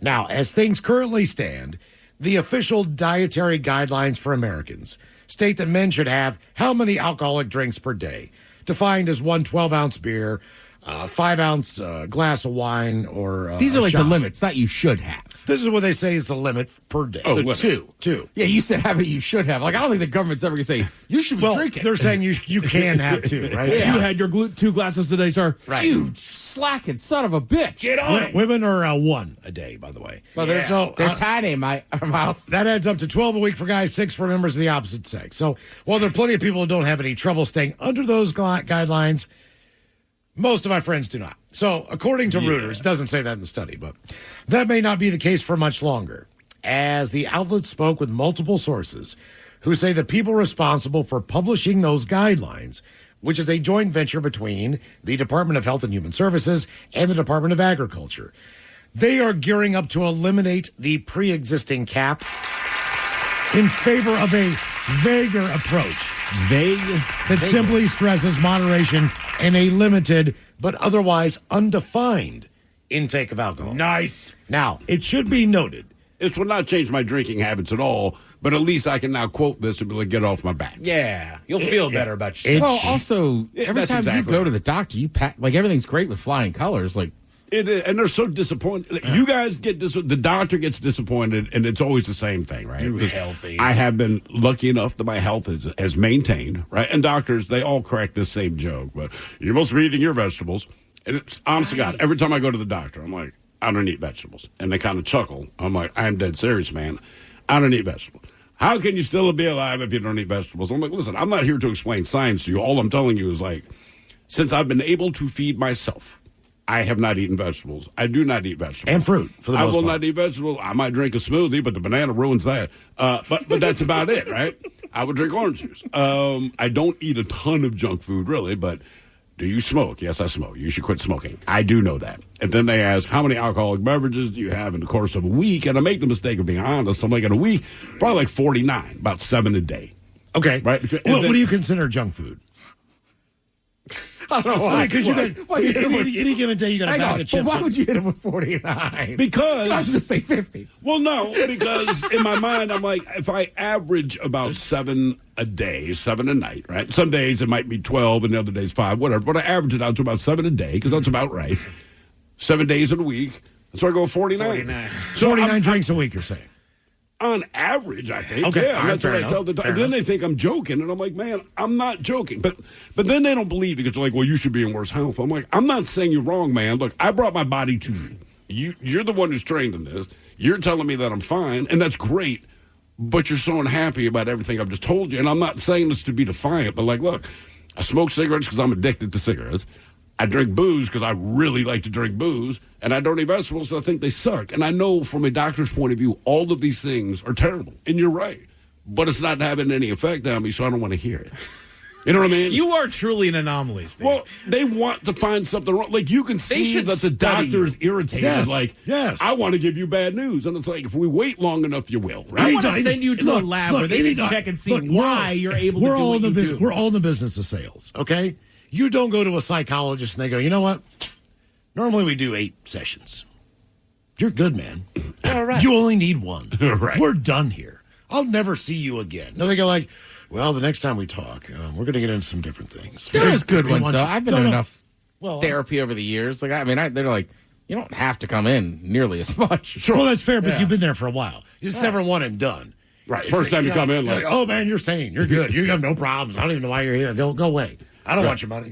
That's how they do it. Like, even your insurance says you get 4 sessions. Right. Whatever they do. Done. Yeah. By the way, on the alcohol tip, there's one little caveat here. Boo. Some major players in the alcohol industry have lately been dropping a serious amount of cash to lobby health officials to adopt a less stringent approach and add, there's a chance a specific cap could still be included in an appendix to the new guidelines.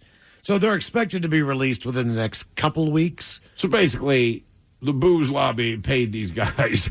Correct. Just, hey, stop. It's almost like the tobacco lobbyist went like on the side of the cigarettes now. Says like, yeah, I might get sick. Right. Well, dude, the thing is, Gen Z, they don't drink. They don't drink. Like, they just don't. Like, my cousins, we talk about it all the time at their beer garden. And they're like, it's noticeable. What is the vice? I mean, are people vaping? Is honestly, it because or just not doing anything? I mean, vaping definitely has gone up. Right. They but got also, that. Also, frankly, anymore, like, the more people I talk to, there's just more drugs, but not hard drugs. So probably more. I think some of those people would be more apt to eat, like, a magic mushroom. Okay. As opposed to going out and just, like the drinking culture, for some reason, just isn't part of them. And I think they just think it's kind of gross. Well, from a social standpoint, too. That's not where they meet their friends. Like, if I have my friends, I'm going to meet them at the bar. Correct. They don't do that. No, but he's right, though. They do different activities, different stuff. I mean, from my kids' perspective, I see this. Yeah. So they'll get together for D&D night every single week. There's no alcohol involved. Maybe there is, but it's not that's not why they're there. Somebody brought a 6-pack. Maybe. Like a 6-pack. And it's a cider or something, Right. You have one, and it's 8%. And but I mean, even people, like my brother is just not really a big drink. Like, he'll drink on the weekends we go out, but he's just not a big drinker. But then somebody in our family kind of had a medical thing, and they just stopped drinking. And even we were talking, I was like, I don't know. That's just what you do. You go, hey, I'm home. Let's meet at the bar. Yeah. Even if you're not drinking, like, I don't know. If Miles was like, I don't drink anymore, it'd still be instinctive to be like, do you want to go meet at the bar, get wings? Right. Where do we get together now? The game is still on, even though you're not drinking. And it is. Correct. Are we going? So years ago, visited a buddy in England. He just had a kid. The kid's maybe 3 to 6 months old at this point. But, pre-internet, we have to make phone calls, so he's always gushing about his brand new baby daughter, his first-time father, blah, blah, blah, right? All the same stuff any new parent does. But I get the money. I fly over to England to see this guy. I land before he is done with work, so I waited his job with him for about the last hour of the time he's there. No big deal, and we're going to go home, and he's finally going to show off. How old's the baby at this point? 3 to 6 months old. I mean, it's a small, tiny little baby. Fresh. Yeah, man. As a parent, you're still super excited about it, right? You don't take anything for granted at this point. That's all they can talk about. I get it. We take a cab. We get to the end of the street. We're now walking toward his house, and he's like, hang on, man. And we stopped at the pub first. And I'm like, for real, man, you've been going on about your daughter? And he's like, listen, bro. And I have taken this advice to heart ever since I heard of this probably 30 years ago, somewhere around there. I said, in England, when you're done with work, you go to the pub closest to your house before you actually go home. Period. It's like everybody. And he goes, but what happens is you end up knowing all of your neighbors, right? Because you meet them at this pub. We never talk about work. He's like, I've known this guy for like 10 years. Couldn't tell you what he does for a living. That's not what we're talking about. Soccer. We talk about the neighborhood. We talk about our kids, blah, blah, blah. And I'm like, well, I thought you were the one really excited to show me your daughter. He's like, I am excited. But also, we stop at the pub first. I mean, that was built in. He's like, I don't care if my house were on fire and my wife called and says there's an emergency and you must come home. He's like, I would stop at the pub first. To get a beer to put out that fire. This is how it works. But I realized that, man. I started taking it to heart. And so a lot of time, probably 3 days out of 5, stop at the bar before I go home after work. And it makes a huge difference in your day, right? If you have a good day, you go to the bar, you kind of celebrate with your friends. If you've had a bad day, you go to the bar, and they just kind of elevate your mood. Just getting that first beer, man, it makes a huge difference. I can tell you right now, if someone asks me where somebody in the neighborhood is, I can tell them what bar they're at. Specifically, I can tell them what restaurant they're going to. If you're looking for this person, I know exactly the first place you should look. No guarantees, but here's the backup. Right. If you don't find him there, I got no clue. Then he's home. I got no clue. More of the random Would You Rather question coming up, 206-803-ROCK. Hate doing cardio? Try brushing and flossing your teeth. I'm not talking about building up a sweat.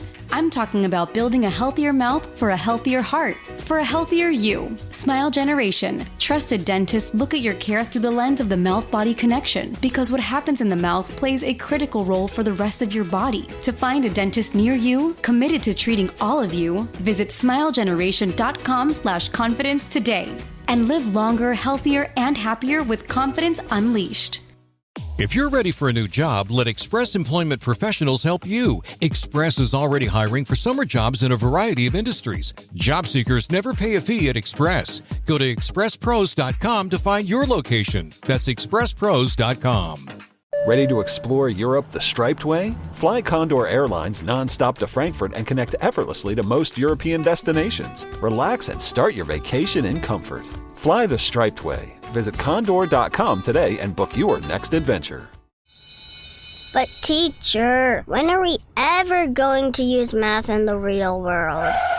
With Kelley Blue Book My Wallet on AutoTrader, you don't have to. At least not car math. Hit the road with confidence knowing exactly what you're going to pay each month for your car. AutoTrader. When was the last time you refreshed your bedding? Sleep cooler with Avocado's naturally breathable, certified organic sheets. Choose from GOTS certified organic cotton, linen, or hemp. All made safe certified to the highest standards of non-toxic safety. Delivering the ultimate in luxury, sustainability, and style. And a deeper, more restorative sleep. Join Avocado's mission to be one of the world's most sustainable brands at avocadomattress.com. Always live on the free Odyssey app. From the Pinky's Plumbing Studio, you're in the men's room. Text the guys at 206-803-ROCK. Okay, we reset the phone lines here. If you're on hold for the random Would You Rather question, call back 206-803-ROCK. In the meantime, I got one for you guys. Okay, you're a child. Bless you. That was it. That was just a statement. You're a child. You're a child. You're a child. Would you rather be attacked by a lemur or thrown from a pickup truck? Kids are resilient. When it comes to taking falls. It's just the terrifying aspect of it. You know? I somehow feel like being thrown from a truck is going to be less terrifying than a lemur messing you up. Okay? Just assume you're on a dirt road in the country, going camping or something, right? Oh, yeah. Working on the farm. You're not being thrown on the asphalt. Right. That's a Friday night for me. Okay? Man, I take the lemur. I'm thinking lemur. God, really? Yeah, I mean, look, I don't like either scenario, but I just... Even as a child, I feel like I have a shot against a lemur. Yes, it would freak me out. It'd be terrifying, all that stuff. You already don't like monkeys, man. It's not that I don't like monkeys, Mike. It's that I don't trust them. They're a fine animal. I'm just saying, when you see the things they do, you know, how they gang up on things. Like, all those monkeys is in Thailand, I guess, where they'll... Oh, yeah. They took a dog, ran his ass all the way to the roof of a building, and then threw his ass off because the dog had, like, chased or barked at one of the baby monkeys a couple days previous. Stealing stuff. I saw the one monkey, a spider monkey, bit slap an actual friend of mine. Those baboons in Africa, they work as a troop. Yeah, they're terrible. So they're a team. Exactly. I mean, all of them work together. And they're terrifying. Whether it's to scare off other predators. I mean, they will gang up and attack a lion. They have no problem doing it. Yeah, I mean, see, man, but I'm still going lemur. Somehow. Raise my ass. I'm with you. I mean, you just bonk your head wrong, you're done. You're a child. Yeah. Would you rather be attacked by a lemur or thrown from a truck? We got your choices, kids. Yes, what do you want to do look, today? It's would you rather. We're trying to throw as much weird crap at the walls as we can. A toddler in Jackson County, Georgia, recovering after the boy's father said a lemur attacked him at a petting zoo. This attack sent the kid to the hospital. Yeah. Ronald Carroll, the boy's father, he wants Half Moon Petting Zoo held accountable for his 17-month-old's injuries. He was looking at the lemurs. He's excited. He was happy. They were jumping around. And the owner had told us that if you want to go inside with the lemurs, then you can go inside. So Carol said he did just that while holding his son. The lemur jumps on my son's head and starts attacking him. I tell the owner, let me out. And he opens the door up. And then I look down and there's blood gushing out of my kid's head. Boy was rushed to the hospital in an ambulance. It's unclear if the injuries was from a bite or a scratch. But a pediatrician said the boy's risk of a disease likely low. Likely. He is taking antibiotics, but he said he's worried his son might have maybe contracted some type of infection. Like lemur pox. But he says all through the weekend, me and my wife were worried sick. No one has gotten the animals tested. So I'm wondering, has my son, maybe does he have rabies? Does he have ringtail? Or some other disease that will show up later? Maybe. I mean, does he turn into like a superhero? Correct. Wouldn't that be the super monkey? Dumbest superhero, super monkey. The lemur. Why? But if you call him the lemur, he sounds cool. The lemur sounds like a villain to me. The lemur. If you're the lemur, you're just a bad guy. And the kid, he could be bad, So make my words a boomafoo. You hate spiders, but you enjoy Spider-Man. I do, because he does not look like a spider. Mm-hmm. Well, the lemur is going to look. I mean, he's still going to be a human. If he has like a lemur costume. I disagree. If you call him Super Monkey, he's got to look like a monkey. If he's the lemur, then yes, maybe he just dresses like a lemur. But if you go by Super Monkey, then you look like a monkey. Which monkey would it be, though? You can't just go with super monkey. Like, it has to be. Is it a chimp? Is it a gorilla? A chimp is not a monkey. Oh, true enough. man. It's an ape. You're right. Okay. Is it a lemur? In this case, he's a lemur. This is ugly, I guess. 2 children suffered serious injuries after falling from a pickup truck in Lake Pleasant, which is down in the, is that in Peoria, maybe? I believe so. Fire crews from Peoria and Daisy Mountain were called out to the Desert Tortoise Campground. This is in Arizona. South of Scorpion Bay Marina, 2:45 in the afternoon. 2 children under the age of 10 were riding on an inflatable raft in the back of a moving pickup truck. Jesus. When they were thrown off of it. Yeah. Both of them ended up going to the hospital, and they say possible charges could be recommended depending on the outcome of the investigation. Basically, they're on an inflatable raft headed to a lake in the back of a pickup truck. And it's the uncle or the dad. They hit a bump. Yep. They hit a bump, and you know what happens then? Sure. Those 2 kids go flying through the air. All right, so with that in mind, Mike, are you still taking the truck? Yeah. Really? Yeah. Wow. Dude, monkeys mess you up. They do. They do mess you up. I mean, the kid had to go to the hospital. They're quick, man. They That's all it are. is. They're fast. And merciless. At least falling from a truck, like it's going to suck. I'm going to cry like hell. I'll still have a store. I'll have a major ass scar, and I'll be like, "Oh yeah, that's when my dad threw me from off the truck." But I feel like you feel a little better in the sense of you fly out of the truck. There's nothing you can do. The lemur, I'm gonna grab this thing by the face and slam it on the ground. So just that little bit of satisfaction you get. That little bit of satisfaction. Right? That's my guess. On a spike of lemur. Spike lemur. Hello, Daniel. Welcome to the men's room. Hola! By the way, we all know that the lemur starts off as a villain and then becomes a sidekick to the hero, Silverback Gorilla. Ah, there we go. Okay. All right, Daniel, welcome to the random Would You Rather question. Let's go with this one. Would you rather find out that your cruise ship has no captain or that your plane has no pilot? I'm going to go with my plane because I figure there's probably enough YouTube tutorials where I could take over and become a hero. You're going to watch a YouTube tutorial as you're flying the plane.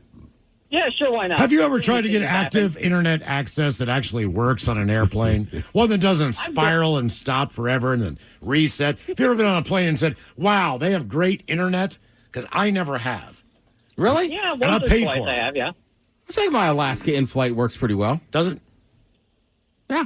Mine does not, for whatever reason. Really? I know mine does because the kids are occupied. Okay. I rarely use it, but the kids are always I'm going with FaceTime. captain of the cruise ship dying on this. Me Agreed. too, man. Agreed. There's I no, mean, look, there's no if question. even if the ship runs aground, there's going to be injuries on the ship, sure. Yeah. But we run aground. But that's all we did to the ground. We don't fall into it. We do not slam into it. We do not drop onto it. We simply run But I think a lot of people in Italy died when they ran that one aground. They okay, did. the difference with that one, that was the Concordia. And with this guy... He was drunk. He's completely responsible for this. The problem he had was, instead of running aground just flat, the thing tipped on the side. Yeah. And when it tipped on the side, the power went out. And then one of the things about the power going out, and you don't think about this until you read all this crap, but essentially all of the passengers, the crew, whatever, there was no real protocol to get off this boat. So you just kind of ended up in teams, right? I see you, you see me, we're going to be best friends until we get the hell off this boat. Because it's dark, someone would take the lead, and they realized when they got to the end of a certain hallway, because the ship was on its side, when they went to because it's dark, they did not realize that they were getting to an intersection of hallways, and you would just hear someone drop. Oh, the middle of the ships boat. often So are just think about a huge how long open that is. air area. And they went all the way through. Right. So in the dark. And when they started so that's when panic set. Think about that, man. And the story I was reading from this woman that was on the boat, it was It was terrifying. You just say, oh, it's on its side. How bad can it be? And once I read that part, I'm like, Jesus Christ, right? So like they're walking along the wall? You're walking along the wall because the ship is sideways. Right, and so then you get to a hallway, right? But you can't see this thing. But the person in the lead you're gone. Is gone. And by the time you hear them hit the bottom, like you can surmise how long, you disappear, you count to about 5 Mississippi, and then you hear them. And they're gone. So one of the people that ended up being a major helper to get these people off of the boat was one of the frickin' dancers for the on-cruise entertainment. And as she told the story, she's like, that was not my goal. I don't know what the first date, I don't know the protocol, but because I worked on the ship at all, when passengers saw me, they started following me. And she's like, dude, I don't want to be the leader, but it didn't matter. She's like, I had to be the leader. Basically kind of like the Sideways Poseidon adventure. Yeah. In the dark. Without lights. And you're still taking the boat. Dark. Yep. What's that? Still taking the cruise ship, huh? I am. Yeah. Well, he was buzzing. Now that I've said all that, it's terrifying. But I'm taking the cruise ship because here's the difference, man. There was that plane that just went down in India. There was one survivor. Yep. One. And hearing his point of view on this was just, I watched everyone around me die. They're burning up. They just couldn't get out. And I'm like, man, I'd rather be on the cruise ship and just know in the dark somebody dropped down the hall. I think there's a better chance of somebody, like I know Up and Down. Yes. Right? Somewhere in my brain, probably because I played a lot of Top Gun on my Nintendo, I could fathom how those readers and stuff work. The fact you called them readers, I don't feel confident. You're in the open ocean. You could start heading north. I have no frickin' idea where are we going? I think having to drive somebody driving that cruise ship is much scarier. Really? You don't know how the tides work. I don't know how the tides work, but it's got a compass. And the thing is, the boat is not going to sink because the captain's not there. Where the plane, like I said, flying a plane, I don't think is a challenge. What if you get into bad weather? Landing a plane is the challenge. Right. Okay. Any of us but could you gotta fly. Somebody with a dinghy will come out there and jump on the boat. Think about this. So you mess up at work bad. I mean, this is a bad mess up at work, right? But then your personal life plays into it. What is the reason that this happened? I was buzzing my girlfriend's house. All right? So his girlfriend lived on the side of yeah. Okay? He's married. Mm-hmm. His girlfriend, by the way, was on the bridge of the Concordia. The captain's married, but his girlfriend is on the bridge with him. A lot of those officers were They just wanted to drive by the house. But he did it at a super high speed. He's trying to show off, blah, blah, blah, did everything wrong, and then that happened. Yeah. Reason we asked, would you rather find out that your cruise ship has no captain or that your plane has no pilot? The captain of a major cruise liner has died during an almost month-long voyage around Asia. Michel Bartolomeo was captaining Princess Cruises' Diamond Princess when he died suddenly on May 19th following a medical emergency. Michel. Now, the ship was on a 19-day Southern Islands explorer voyage, Japan, Korea, when passengers and crew learned of the heartbreaking news over a PA announcement. How'd you like to do that? The ship was docking in Taiwan at the time. And according to news, a letter which has been shared online was also delivered to passengers, captains with a sad update. Profound sadness that we share the news of the passing of Captain Michel Bartolomeo, who died on board earlier of a sudden medical emergency. Our hearts are with the family, blah, blah, blah, blah, blah. Italian captain, respected leader, decades of service at sea. Blah, blah, blah, blah, blah. But you know the drill. Somebody dies on the job. Now we have the story of a Lithuania flight with 205 people on board went without a pilot for 10 minutes after the co-pilot fainted while he was alone in the cockpit. According to a new report from Spain's Accident Investigation Authority. Pass out. The captain had briefly left the cockpit to take a poop when the co-pilot fainted during the flight from Frankfurt to Seville, Spain. A total of 199 passengers, 6 crew members were aboard the Airbus at the time. Believe it or not, the aircraft continued to fly in a stable manner due to autopilot being active. However, the co-pilot did operate controls unintentionally, the report said. How was this guy the co-pilot? He probably fell on something. Oh, He passed out. It added that sounds consistent with the co-pilot's sudden and severe incapacitation. The air traffic control attempted to reach the co-pilot 3 times based on how crazy the plane was flying. But there was no response. Meanwhile, the captain is pooping as the plane I know is what's pitching. going on. The plane's going nuts. The captain's going, what's going on in here? I got to get back to the cockpit, all right? But this is one of those poops where you just keep on wiping, and for whatever reason, you just can't get clean. Sometimes it's so easy. I bet this is one of those times when just when you thought you were going to get out of there, the worst hit you. I'd have been up there sooner, man. It was like a 12 wiper. God, there's more. The report said the captain returned from the bathroom and tried to open the cockpit door with the regular opening code, which chimes the cockpit. So they buzz a button, I guess, on the inside. So the captain makes 5 attempts to do this. And a crew member also placed an intercom call to the flight deck. No response. So the captain used an emergency code to gain access and then was finally able to take control of the aircraft. Yeah, the co-pilot's supposed to buzz you back in. Right. But he was incapacitated at the time. How calmly do you think the captain on this plane was doing this? Right, 'cause when you're sitting on a plane, the cockpit door is in view of everyone. Yeah. So if you're doing it frantically, people are going to start to panic. You know he's trying to stay cool. As soon as they say this, too, is there a doctor on the plane? You'll see a medical emergency within the airplane, the aircraft, if you are a passenger. Right. If you do not see anyone having a medical emergency or the stewards on board acting as like they need to take care of a passenger, then you know it's up front. You know damn well that the doctor they're calling for is for one of the people up in the cockpit, which it was. And guess what? Shockingly, there's a doctor on the plane. Has there ever been a situation where someone said, is there a doctor on the plane, and no one raised their hands or got up? My money says never. There's always a doctor. At least one doctor. I'm a marine biologist. Yeah. Well, see, my uncle's a botanist, Right. but his ego is so big, and I'm not kidding. My uncle's ego is so big about being a botanist that if they said, is there a doctor on the plane, I promise you, he would raise his hand. Yes, sir. Okay. And say, but now you're wasting everyone's time. I believe he deals with plants. So my number 2 is there a salesperson on the plane? Guarantee. Oh, yeah. Of course. I don't know why you would need one. I'm just trying to say. Yeah, they absolutely are. Doctor's always going to be on the plane. Salespeople, for sure, business class. My third guess, is there a lawyer on the plane? Yeah. Probably going to be a lawyer. And by the way, just look in first class. I don't even know if they asked Coach. And if there's no doctor, there's going to be a nurse who can do almost the same damn job anyway. Yeah. So you're in pretty good shape there. I told you, man, one flight I was on, we did a puddle jumper from Philadelphia to where my in-laws live in rural Pennsylvania. Right? Elmira, New York is where we have to land. And I knew that it was a turbulent flight, but it wasn't bugging me.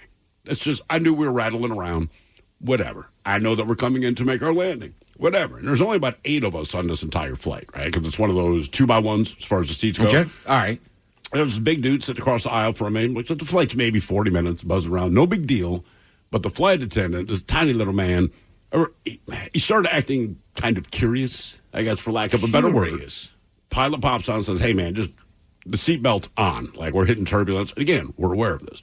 Well, in those little puddle jumpers, when the flight attendant sits down, they are facing you. Okay? So now we're wondering what is taking so long to land. But again, I'm not thinking anything negative. Just like, come on, man, let's put this bird down. Finally start going in for our final descent. And I realized when I look at the flight attendant, who is now like double buckled in, he has like that pre-cry face with his eyes closed. Oh, yeah. I see his mouth moving, and then he crosses himself. And I look at this big dude sitting across from me, and I mean, our communication was just like, you saw that, right? Like, are we going to die? This guy, seriously, he was like this. Jesus. Right. Come on. So the plane lands. My father-in-law picks up. He's like, I don't know if you guys are going to make it. I'm like, what? He said, man, from out here, we watched the plane circle around 5 times. And basically he said it looked like a seesaw. Oh, Just, my I was like, it was that bad? It's like, you didn't know? I'm like, it didn't feel like that in the plane. I'm glad it didn't. I'm like, but the flight attendant crossed himself and looked real scared. All right, one more for you guys. Okay? Somebody says, no doctors on Spirit Airlines. Yeah. Well, yeah. Would you guys rather drink the DNA of Keith Richards? Okay. Or drink the DNA of another rocker, Ozzy Osbourne? So if you were to choose. I'm going to go Keith Richards. Yeah. He just seems in more miraculously better health than Ozzy does, right? Because they're both up there in age. They're probably about the same age, I'm guessing. Well, Keith Richards is still on stage at almost 80 years old, and he doesn't have any medical issues. That we know. There's no way that man does not have medical issues, but just based on the fact that he... Oh, shocking you, huh? I'm just saying. Man, Keith, Are you the Keith Richards of the show? I think on the show, yes, I'd be the Keith Richards. I'm taking Keith Richards. I'm taking Keith Richards. Inject me with whatever he's got. Cocaine. Right, I'm just saying. You're right. Same thing. I mean, Okay, I watched movies where there was a death pull on him in like the 70s. Right. I mean, look, Ozzy's done real well considering his lifestyle, but I'm just saying at this point when you look at him, Ozzy's like, look, would you take Mick Jagger over Ozzy Osbourne? Yeah. Because he's still dancing around. I think your head would get a lot larger than it needs to be. But. Okay, well, back to Willie Nelson. Willie Nelson, Ozzy Osbourne. That's a tough one because I know Willie is on slow decline. He's also 92 years old. He is. Yeah, I mean, I saw him a couple weeks ago. He sounds like a 92-year-old. I'm going to go Willie. Willie over Ozzy. Willie over Ozzy, yeah. Okay. I mean, of all their careers, I would hands down take Willie's. Of all the careers? As far as the experience. What about just in general, like Willie had a lot of fun and stuff, but I don't know. You hear some stuff about Mick Jagger and it's the 70s. They're wearing a lot of makeup. I don't know. Who had the most fun? Well, it depends on your version of fun. Correct. To me, I'd rather be in Texas illegally smoking weed and drinking whiskey with Willie than blowing coke in England. I would take Keith Richards or Mick Jagger because they got a lot of leg. But with Ozzy, if nothing, you're stuck with Sharon. And just that part of it to me is not something I could possibly deal with. I just think with Mick Jagger, you got to be into some weird stuff. You know he's into some weird stuff, man. Yeah. You know Mick Jagger's into some weird stuff, but he still does well for himself. But here's the thing. A lot of people like weird things. He's in a position where he can pursue it. Yeah. Look, if I had his money, I might discover things about myself I didn't know. So the reason we asked, would you rather drink the DNA of Keith Richards or Ozzy Osbourne? So the story goes from 1969 to around 2010. There were probably close to a dozen ways the average person could come in contact with Ozzy Osbourne's DNA. But believe it or not, 10 lucky people are getting fresh batches of Ozzy's genetic material thanks to Liquid Death. They put 10 empty iced tea cans up for sale that were consumed by Ozzy himself.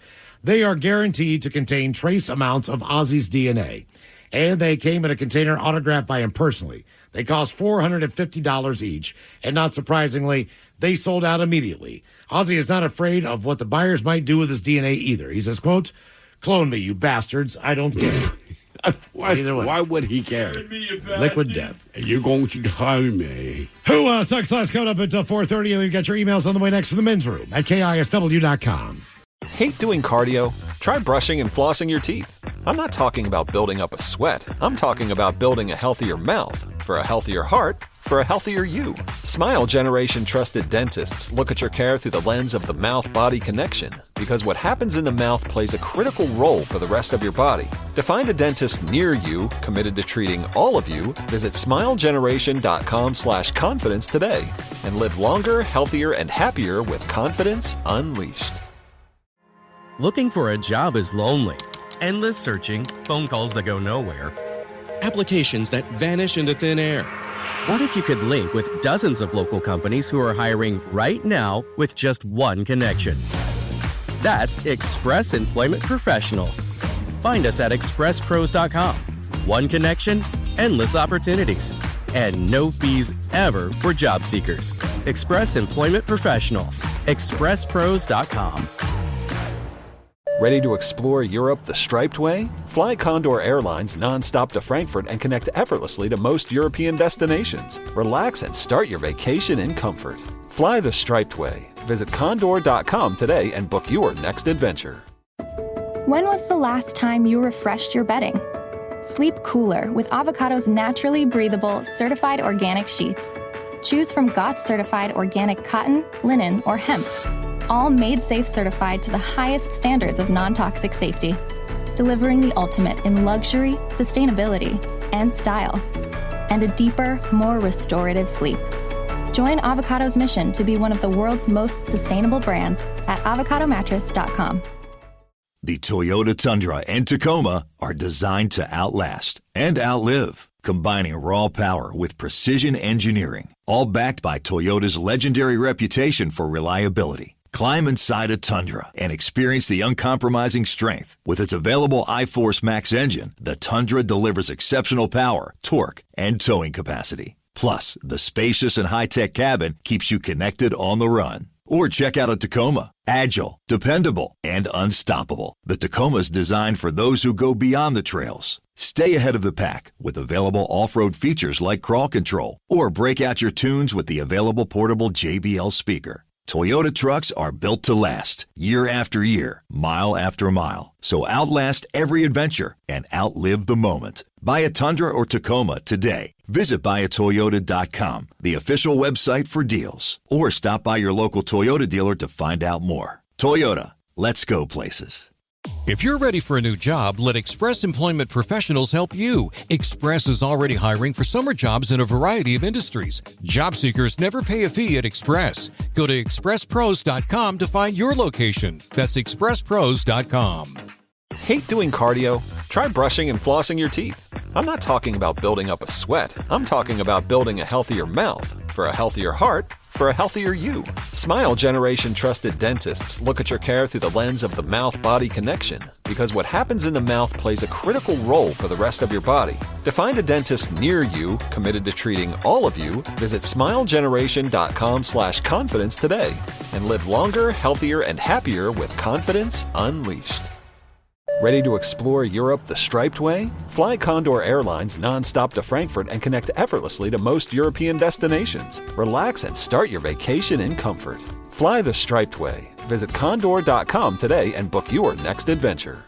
We return to the men's room with Miles and Thrill. Who Sucks Last is coming up a first time for a few emails to the men's room at KISW.com. You've got mail. You've got mail. Let's see here, do a few birthdays brought to you by our friends at San Juan Salsa Company's Men's Room Roasted Red Salsa. Dip responsibly. Birthdays away. I want to wish our son Dax a very happy 7th birthday. Love singing the birthday song every time we listen to the show. That's very cool. The best son and big brother any parent could ask for. We love you, buddy. Can Dax get some dad jokes from Miles, a little kid fish sandwich, and Coach Ted with advice on becoming a WWE superstar? Cheers, bitches. That's from Mom, Dad, and little sister Maddie. Jokes for a 7-year-old.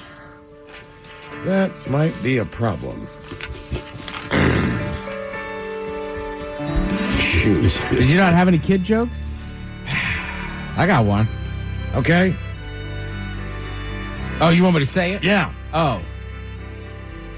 Knock, knock. Who's there? Banana. Banana who? Knock, knock. Who's there? Banana.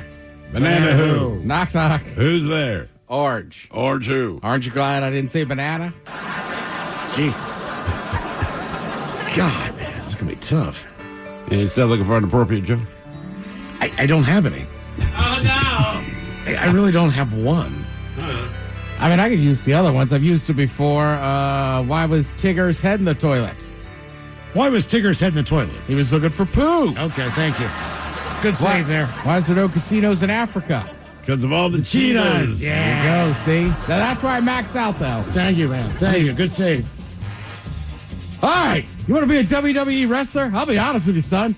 Start playing other sports.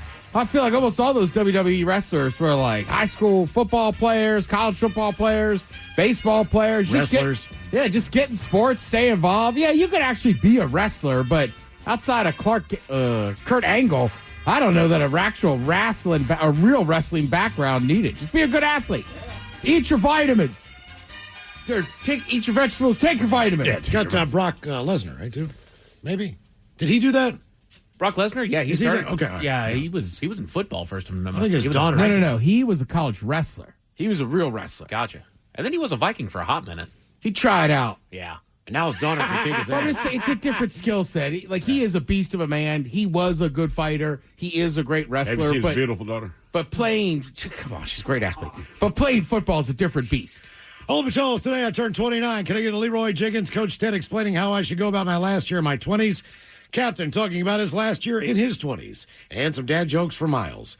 Thanks, guys. That from Chad in Idaho Falls, Idaho. Let's do this. Leroy Jenkins. All right, last year, your 20s. Here's the deal. Coach said it before. Everybody goes through it. You're going to freak out when you turn 30. There's nothing to worry about. You just turned 30. But with that said, it's a good excuse to do a lot of crazy S this year and be like, oh, it's the last year of my 20s, man. I'm just going for it. Take that trip hook up with that chick. Ooh, well, ahoy there, and happy 29th birthday. You know, on my 29th birthday, me and the mascots headed to a possum brothel in Nicaragua. And a possum brothel is exactly what it sounds like. Anyway, the Trix Rabbit got drunk on a mixture of Windex and homemade hooch, ended up in a women's prison, which was his goal. As he put it, he slayed much ass. But then the Trix Rabbit has a thing for female Nicaraguan convicts. So he made out, and it wasn't even his birthday. Crunchberries.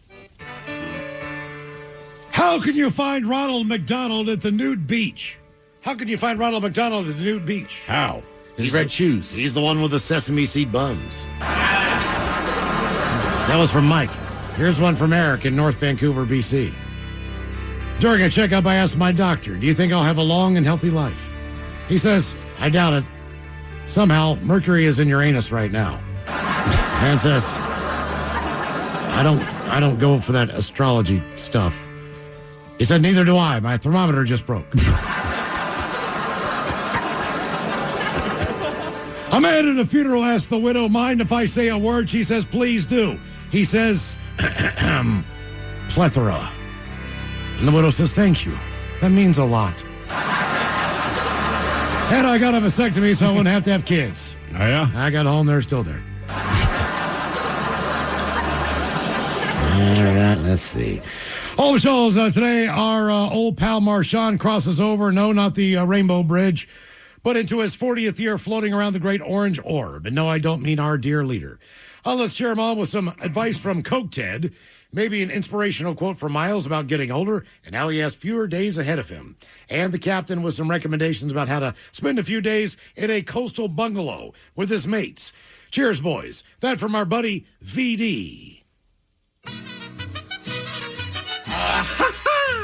Hi, man. Love you, buddy. Turning 40. There's a lot of things we got to do. Honestly, first what we got to do is up the drug use. We spend too much time drinking beer and smoking a little weed. We need to up drug use. Second of all, we're going to do that one place we went that night that had the live band. There was a shooting there. It's dangerous. We hang out there all the time. Ooh, well, ahoy there, Marshawn. Unfortunately, I've nothing prepared for you because I misread the email that came in. He said a coastal bungalow. I had plenty of advice for the coastal bunghole. My apologies. Crunchberries. Haven't done an inspirational quote in a while. Here we go. Here we go. Marshawn, here's one for you. For being hard on yourself or just being lazy, just remember, every corpse on Mount Everest was once a highly motivated individual. Got a couple more. Marshawn, have you ever thought that the light at the end of the tunnel might just be an oncoming train? And finally, eagles may soar, but weasels don't get sucked into jet engines. God. Gentlemen, here I am again submitting my own birthday shout-out on the 51st orbit around the sun. Can I get the captain giving me advice on getting older? Some Miles with some words of wisdom I still remember last year. That's good because I don't. And Ozzy Ted with ideas for what to eat for dinner. Thank you guys for making me smile every day and for putting up with my bad jokes about a certain team from D.C. Thank you guys. That from Charlie from Spanaway.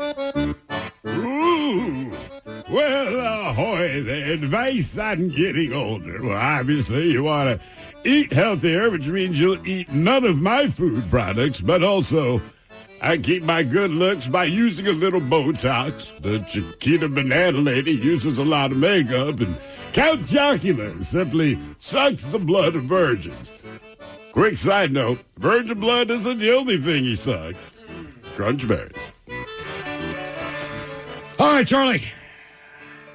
Always remember, second place is just the first loser. Also, you don't want to belong to any club that actually will accept you as a member. And finally, Charlie, remember, a 10-minute dump a day at work is a week's worth pay by the end of the year. Solid. Hey, Ted here from Melbourne. Wondering what to do for dinner tonight? Pretty simple. Pie. Go face down, meat pie, potato pie. Just get involved in you eating pie. I mean, they're delicious. Yeah. All right, guys, here you go. Happy, happy, happy birthday. Happy, happy, happy birthday. Happy, happy, happy birthday to you, to you, to you. Ya's a Dirty Germans brought to you by Men's Room Original Sausage. Available through Uli's world famous sausage, mensroomlive.com, and other fine retailers. Schweinefleisch. If you're ready for a new job, let Express Employment Professionals help you. Express is already hiring for summer jobs in a variety of industries. Job seekers never pay a fee at Express. Go to expresspros.com to find your location. That's expresspros.com. Hate doing cardio? Try brushing and flossing your teeth. I'm not talking about building up a sweat. I'm talking about building a healthier mouth for a healthier heart for a healthier you. Smile Generation trusted dentists look at your care through the lens of the mouth-body connection, because what happens in the mouth plays a critical role for the rest of your body. To find a dentist near you committed to treating all of you, visit smilegeneration.com/confidence today and live longer, healthier, and happier with confidence unleashed. Ready to explore Europe the striped way? Then fly with Condor Airlines. With non-stop flights to Frankfurt, Germany, it's easy to connect to vibrant destinations across Europe. Whether you're sipping espresso in stylish Milan or raising a stein at Oktoberfest in Munich, Condor makes your journey just as enjoyable as your destination. With spacious cabins and relaxing service, your vacation starts the moment you board. Fly the striped way. Visit condor.com today. What's on your list when considering a luxury SUV? Inspired design and comfort, impressive performance. If so, the 2025 Lincoln Aviator SUV checks every box, and then some. The Aviator offers an available 28-speaker sound system, perfect position front seats, best-in-class horsepower and torque, and much more. That makes the list of SUVs you're considering become much shorter. Discover it for yourself by visiting your local Lincoln retailer. Lincoln, the power of sanctuary. Class is large crossover premium utility starting at MSRP under $150,000. When a cold has you down, it's the little comforts that lift you up. A warm blanket, a cup of tea, and a tissue that actually feels good on your skin. Infused with aloe, Kleenex Cooling Plus Aloe provides a hint of cooling freshness to help your skin feel restored. So, whether your skin is feeling dry, chafed, or irritated, you're only one wipe away from helping it feel relieved. So, the next time you have a cold, get a hint of instant cooling relief with new Kleenex Cooling Plus Aloe. For whatever happens next, grab Kleenex. Now, the men's room wants to know who sucks less. Hey, time for Who Sucks Less. Stephen Thrill Hill, you bring us 3 stories from the news each and every week. They always suck. It is up to us to determine out of these 3 stories which one sucks the least. Now, if you happen to like KISW on Facebook or follow us on X and Instagram at KISW as well, the debate is already underway on Who Sucks Less. Certainly, and like I said at the top of the show, today's stories involve baloney, lightsabers, and bad driving. Let's start with the baloney. A man by the name of O'Quavius Chandler. He's a convicted felon. Well, he was arrested following a confrontation with his stepfather over the accused man's use of a PlayStation 5. Now, the victim told cops he removed the gaming system from Chandler's bedroom because he was being too loud while using his PS5. The victim stated that the defendant became aggressive and began to yell at him. The victim, by the way, is 62 years old, and he said that while he was being yelled at, Chandler threw a bologna sandwich at him, which ultimately hit him in the center of the chest. According to investigators, the man said that there were no visible injuries from the bologna strike. Now, Chandler, who was on probation... Call it a bologna strike. A bologna strike. That's exactly what they call it. A bologna strike. Chandler, who was on probation at the time of his bust, he confessed to the bologna toss. While the domestic incident would normally be charged as a misdemeanor, the bologna battery, as they call it, was upgraded to a felony due to Chandler's multiple prior battery convictions, 2 of which also involved video games. In 2023, Chandler pleaded no contest to choking his sister during a dispute. In part, that stemmed from him playing video games. He served about a year in state prison in that case. The year before that, he was nabbed for a violent encounter during which he threatened a 60-year-old man with a knife and shoved his sister to the ground. He has done this multiple times. That's why this time it is a felony. But yes, he did assault his stepfather with a bologna sandwich to the chest. Now we go lightsabers. This makes no sense, but we go to Nebraska, where a man is facing 2 felonies after being accused of attacking his neighbor and her 7-year-old daughter with a lightsaber. The sheriff's deputies there said that one Aiden White, he admitted to striking the woman and her child, according to court documents, White stated that he had become upset with the victims because their rent was going to be raised due to them keeping the thermostat set too high. Now, deputies did seize a lightsaber, and you might remember this. They described it as a high-quality device. Made of metal and thick plastic, about 3.5 feet long. They said the device could cause significant pain and injury when used to strike someone. They say the victims and witnesses all said that White had a propensity for violent outbursts and stated that he previously chased a neighbor down the street with an axe. He's now facing charges of felony child abuse, second-degree assault. And finally, we have bad drivers. Now, look, when you're driving on a major interstate and you miss your exit, do you A, keep driving, get off at the next one, B, come to a complete stop in the road and cause a crash and then drive away? If you guess B, that's what happened in this case. We go to Ohio, where they posted a video of a red van coming to a complete stop on an interstate after missing their exit. Now, they seem to be waiting for the right lanes to clear so they can make a last-second right turn to cross over and go back on it. But in the meantime, a couple's car stops behind them. Then a van slams into those cars, causing a multi-car pileup. And the original red van mostly spared. And surely they saw and heard the crash, but they made the turn down the exit and drove away. So it doesn't sound like anyone was seriously injured. The driver of the red van has not been identified, but police are trying to figure out who they are so they can be cited and charged. So there you go. You have the baloney assault, which not so bad, but this guy himself seems like a bit of a D. We have the lightsaber assault from another guy who seems to be. What is that? Is it plastic? Yeah, explain to me what that is. It like one of those blow up inflatable things? No, they said it's metal and plastic. So I'm guessing the base is metal, and then where the light is probably plastic. All right. 3.5 All right, feet. so it's like getting hit with a wiffle ball bat. I'm guessing probably about the same thickness. Was the kid or the mom hurt? No, they don't say that they were necessarily injured. They were just assaulted. And the people in Ohio, multi-car accident, but nobody got hurt. Nobody got seriously. Okay, so I'm going to say that one sucks the most. The van? Ohio. Now, I know we're used to that in Seattle. People stopping in the middle of the street for no reason. Right. Either to let someone out of their car, even if it's a highway. They'll just stop. Downtown is absolutely awful. Not even putting on your hazards. Just stopping in the middle of a street, not pulling over. But it's not an interstate. You're either picking someone up, right. That's why this is dangerous. So that one sucks. Well, we know it's dangerous because it calls it multi-car pileup because they don't want to slam into them. Correct. And they did not stay on the site. So no, they took off. That sucks the most because they were responsible for all of that. Mm-hmm. Just real quick, I know sometimes two people are driving areas they don't know. Trust me, the next exit is not that far away. You're fine. Yeah, right. You can turn around. I mean, this is a prime example. It's just like there's just no reason. We've all missed an exit, and I mean, you just like we're going to the next exit. It's just understood from everyone in the car. Like, damn it, that was our exit. We know we're getting off at the next one. There's no question. Dude, I had to go. It's annoying. I had to go to West Seattle, and this time I'm going to be creative and go underneath the bridge. All right. Okay, there's a lot of weird stuff. You got to know exactly where the hell you're going. So, of course, I did like 8 figure eights. Finally figured out where I was going, but I did not stop back up and make illegal turns. It's like, well, I'm just going to have to go up there, turn around, try this again, try to figure out how to get back on I-5. So I went up there, did a bunch of figure eights, and finally figured out how to get back on the highway. It is a little confusing. But I did not stop.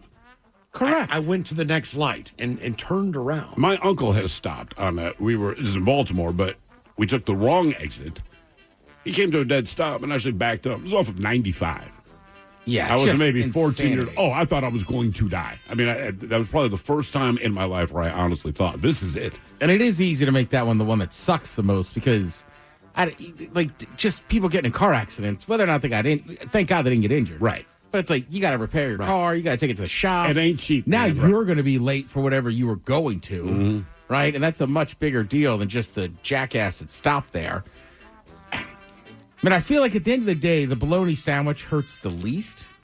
And it was done to an adult. Even though the guy's a felon, the 7-year-old might still be thinking about this incident where his mother was attacked.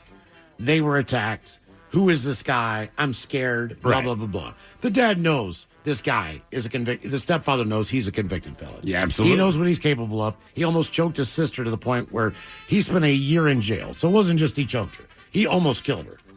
Yeah. Because he spent a year in jail. So I'm going to say that even though that is the case, bologna sandwich guy sucks the least. Based on what he did in this instant. Not on his history. Right. No. But in this instant, I'm with you. Like, throwing a sandwich at somebody's just not going to hurt them. I mean, unless you have frozen chicken salad overnight. Frozen bologna or salad. something, right? But it's just bologna. I'm assuming mustard, probably white bread. So I guarantee it's on white bread. I was going to say mayonnaise or Miracle Whip. Yeah, I'd just go. When I was a kid, we ate them with mustard. I did mustard as well. But this guy strikes me as a mayo and bologna guy. By the way, somebody here, they say, hey, man, I missed an exit in the mountains one time. I had to drive 26 miles before I got to the next one. Yes, that does suck, but the point is, you didn't come to a complete freaking stop, man. Right. That's like, again, right. He's not an extreme case. Generally, it's but not he that still far. did the right thing. You still did the right thing. We're just saying there's no reason to put everybody else out and have all these accidents happen because you don't know where your exit is or you were speeding. Yeah. You missed an exit. That's on you. Debate continues on Who Sucks Less. If you like KISW on Facebook or follow us on X and on Instagram. Okay, coming up at 5:08, we'll drink a toast with a shot of the day. You are listening to The Men's Room. If you're ready for a new job, let Express Employment Professionals help you. Express is already hiring for summer jobs in a variety of industries. Job seekers never pay a fee at Express. Go to expresspros.com to find your location. That's expresspros.com. Hate doing cardio? Try brushing and flossing your teeth. I'm not talking about building up a sweat. I'm talking about building a healthier mouth. For a healthier heart, for a healthier you. Smile Generation trusted dentists look at your care through the lens of the mouth-body connection, because what happens in the mouth plays a critical role for the rest of your body. To find a dentist near you committed to treating all of you, visit smilegeneration.com/confidence today and live longer, healthier, and happier with confidence unleashed. Ready to explore Europe the striped way? Fly Condor Airlines nonstop to Frankfurt and connect effortlessly to most European destinations. Relax and start your vacation in comfort.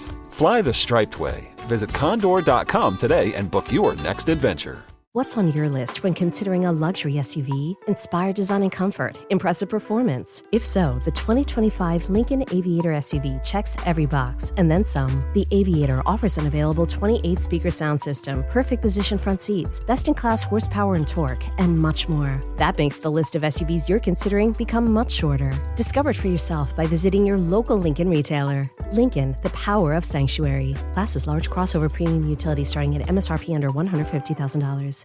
When a cold has you down, it's the little comforts that lift you up. A warm blanket, a cup of tea, and a tissue that actually feels good on your skin. Infused with aloe, Kleenex Cooling Plus Aloe provides a hint of cooling freshness to help your skin feel restored. So, whether your skin is feeling dry, chafed, or irritated, you're only one wipe away from helping it feel relieved. So, the next time you have a cold, get a hint of instant cooling relief with new Kleenex Cooling Plus Aloe. For whatever happens next, grab Kleenex. Men's Room returns with Miles and Thrill. All right, cut off 5:08. We'll drink a toast with a shot of the day. And we do have your headlines on the way at 5:50. But first, quick check on Mike Hogg and some of the stories and headlines he is not working on. Well, thank you, Miles. New research says regular cannabis use is worse for your heart than cocaine. Damn. Yeah. So now I got to switch drugs? Yeah, I got to switch to coke. Jesus. It's all about worse heart than it? health. Weed. Marijuana use, yeah. Cannabis use, actually. Worse for you than cocaine regularly. And, look, that was the whole thing. Is that nobody should be saying that it's good for you to do it. Now, it has things that help you feel better, especially like we were saying earlier on the program today. If you're a little bit on the older side, don't worry. It helps those joints feel a little bit better. Sure does. If you're on medications that leave you without an appetite or worse, nauseous, really kind of helps with that. Mm-hmm. So there's some good properties to it, but I'm not sitting here screaming from the rooftops that it is the elixir of life by any means. Right. Just fun. There's a campground in Colorado that's banning the use of tents. Why? Okay. In an effort to protect campers from bears. So basically there was, I think, a little girl was at this campground. Yeah, there were two kids in the tent.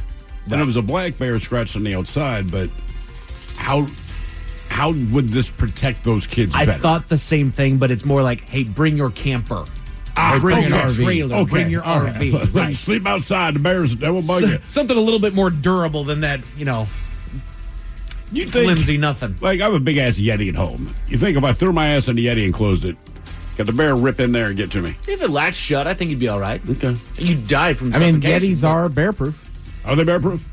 Okay. Yeah, it's part of just the. wondering Part of that, the. like, I mean, he can't open it. that'd be my problem. You know I know how to open that bitch. You're a tall dude, though, man. How big's that Yeti? It's pretty big. Is it the Shane Actually, Gillis Bud Light Yeti? It's not my Yeti. It's my buddy's Yeti, but we had it for a party we threw last Friday. But, I mean, look, I could fit in there, I think. No kidding, dude. It is massive. I don't know how much it costs, but lots. Tell your buddy, sorry, you need it for another weekend. You guys need a Yeti? You can go swimming in it. I've been texting your wife. I need a giant cooler. Okay, maybe, I'm sure they'd be fine with it. A new study found that ultra-processed foods just trigger stronger cravings for even more junk food. Yeah, it's no. I mean, that's stuff's designed. Yeah. We've known that. How is this a new study? A new study says cars have 4 wheels. The head chef talked about this when I was a listener I mean, of look, this program. I saw a report. They're right. It's just unbelievable that it is a new study to tell us the same old thing. I saw a drug addiction specialist say, in her opinion, like a health person, they were like, what's the worst drug to come off of? And she was like, outside of heroin, sugar. Yes. Yeah. And she was like, what do you mean? She was like, your body just depends on it so much. And she's like, it's in everything. It's hard. Like, if you try to really cut it out, you can still eat fruits and stuff, but like, you're jonesing. Yes, absolutely. It's like people stop drinking. Sometimes they'll gain weight because that's sweet tooth, and you forget that like all that stuff breaks down into sugars. Mm-hmm. Older adults in the U.S. are increasingly dying from unintentional falls. So we're falling more? Pretty much. Well, that's been the number one, or it's in the top 5 for seniors. Right. But we're just doing it more. And I think that's what they're talking about, right? It's increasing. It's going up. So, like, do they not have life alert anymore? Like, what's going on here? You know what I bet it is? And they all do it. They refuse to move into a goddamn retirement community to start with. Then they don't want to move into here. And then it's like, there's no reason to be going up and down all those stairs. Yep. If you trip on a piece of carpet, you know what I mean? Like where my mom's at now, it's like a nursing center. But like, right, there's a button she could push. They'll know. Exactly. It's going to go higher.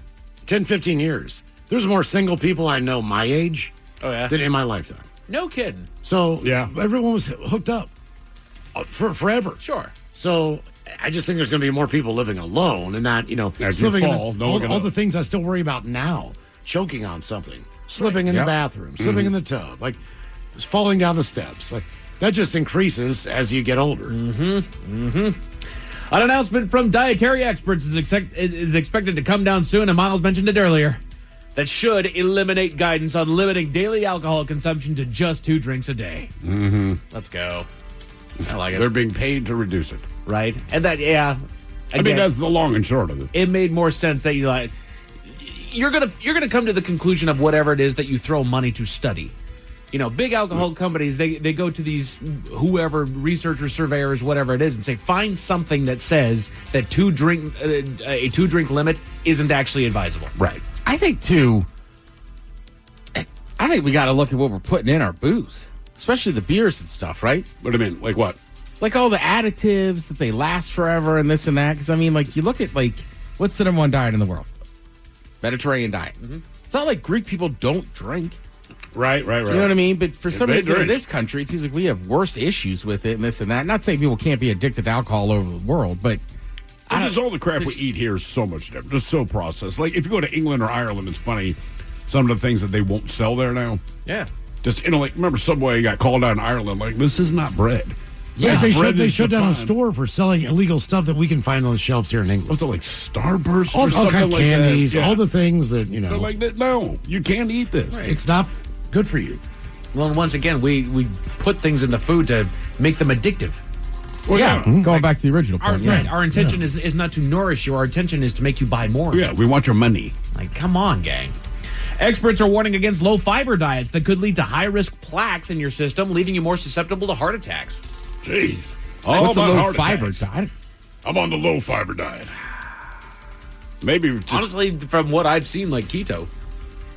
It's proteins and animal fat, from what I've heard from. Yeah, I was going to say just the more carnivore side of things. Exactly, and again, we need to quit demonizing any part of the food pyramid. Look, just don't eat too much of anything. Right, I know the food pyramid kind of got debunked as far as how much of each that you should have. However, most all those things, if not all of those things, are important in your diet in one capacity or another. Like, put them all in there. Yes, carbs, fats, proteins, fibers, all of them are necessary. They make your body go round. I wish they'd just come out and just say, this is healthy, this is not. Yeah. You probably already know this, but here's a healthy thing, and then a lot of people, too, just have different body makeup. Yeah, metabolism, all of it. Right? So for a lot of people, right, like Steve. Yeah. Or like if I'm really trying to cut weight, like I don't mind kind of cutting out carbs because, right, like I'm a volume eater.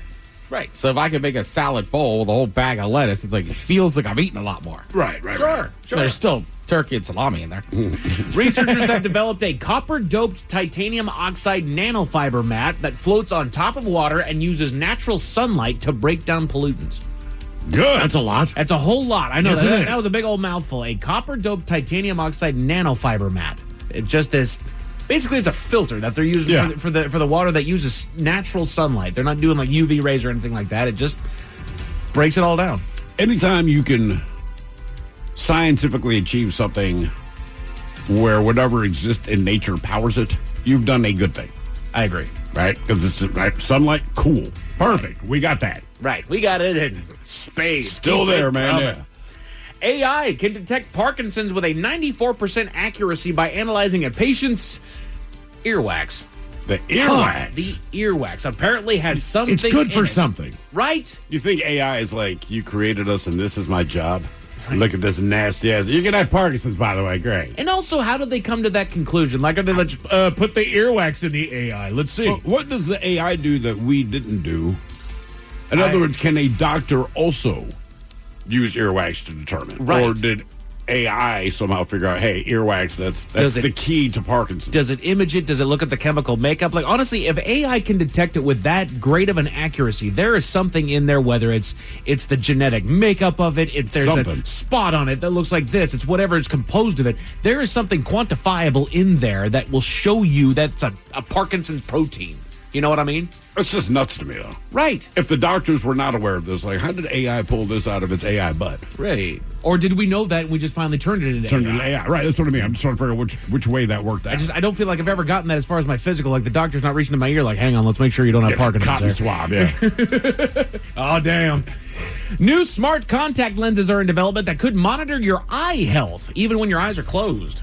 I was always taught not to wear contacts. I thought you had to take them out at night. Yeah, exactly. Not these. They're smart. I think they make some now you can leave in for like days, right? They do. I think so, yeah. I'm just not big on contacts. No, my face is too ugly. I need glasses. I just don't like poking myself in the eye, man. Yeah, that's real. that too. And everyone that wears contacts, like, dude, there's nothing to it. I'm like, I believe you, and I'm sure I'd get over that hump. But some of the other things I see, when someone loses a contact, it's almost like getting a horrible phone call from home. I mean, they go into panic mode. Or forget to they take found them one out. up in my eyeball. Right, that's what I mean. Like, Yeah, seriously, they took one out. I will stick with glasses. But I knew. But the thing was, I knew I'd lost it up there.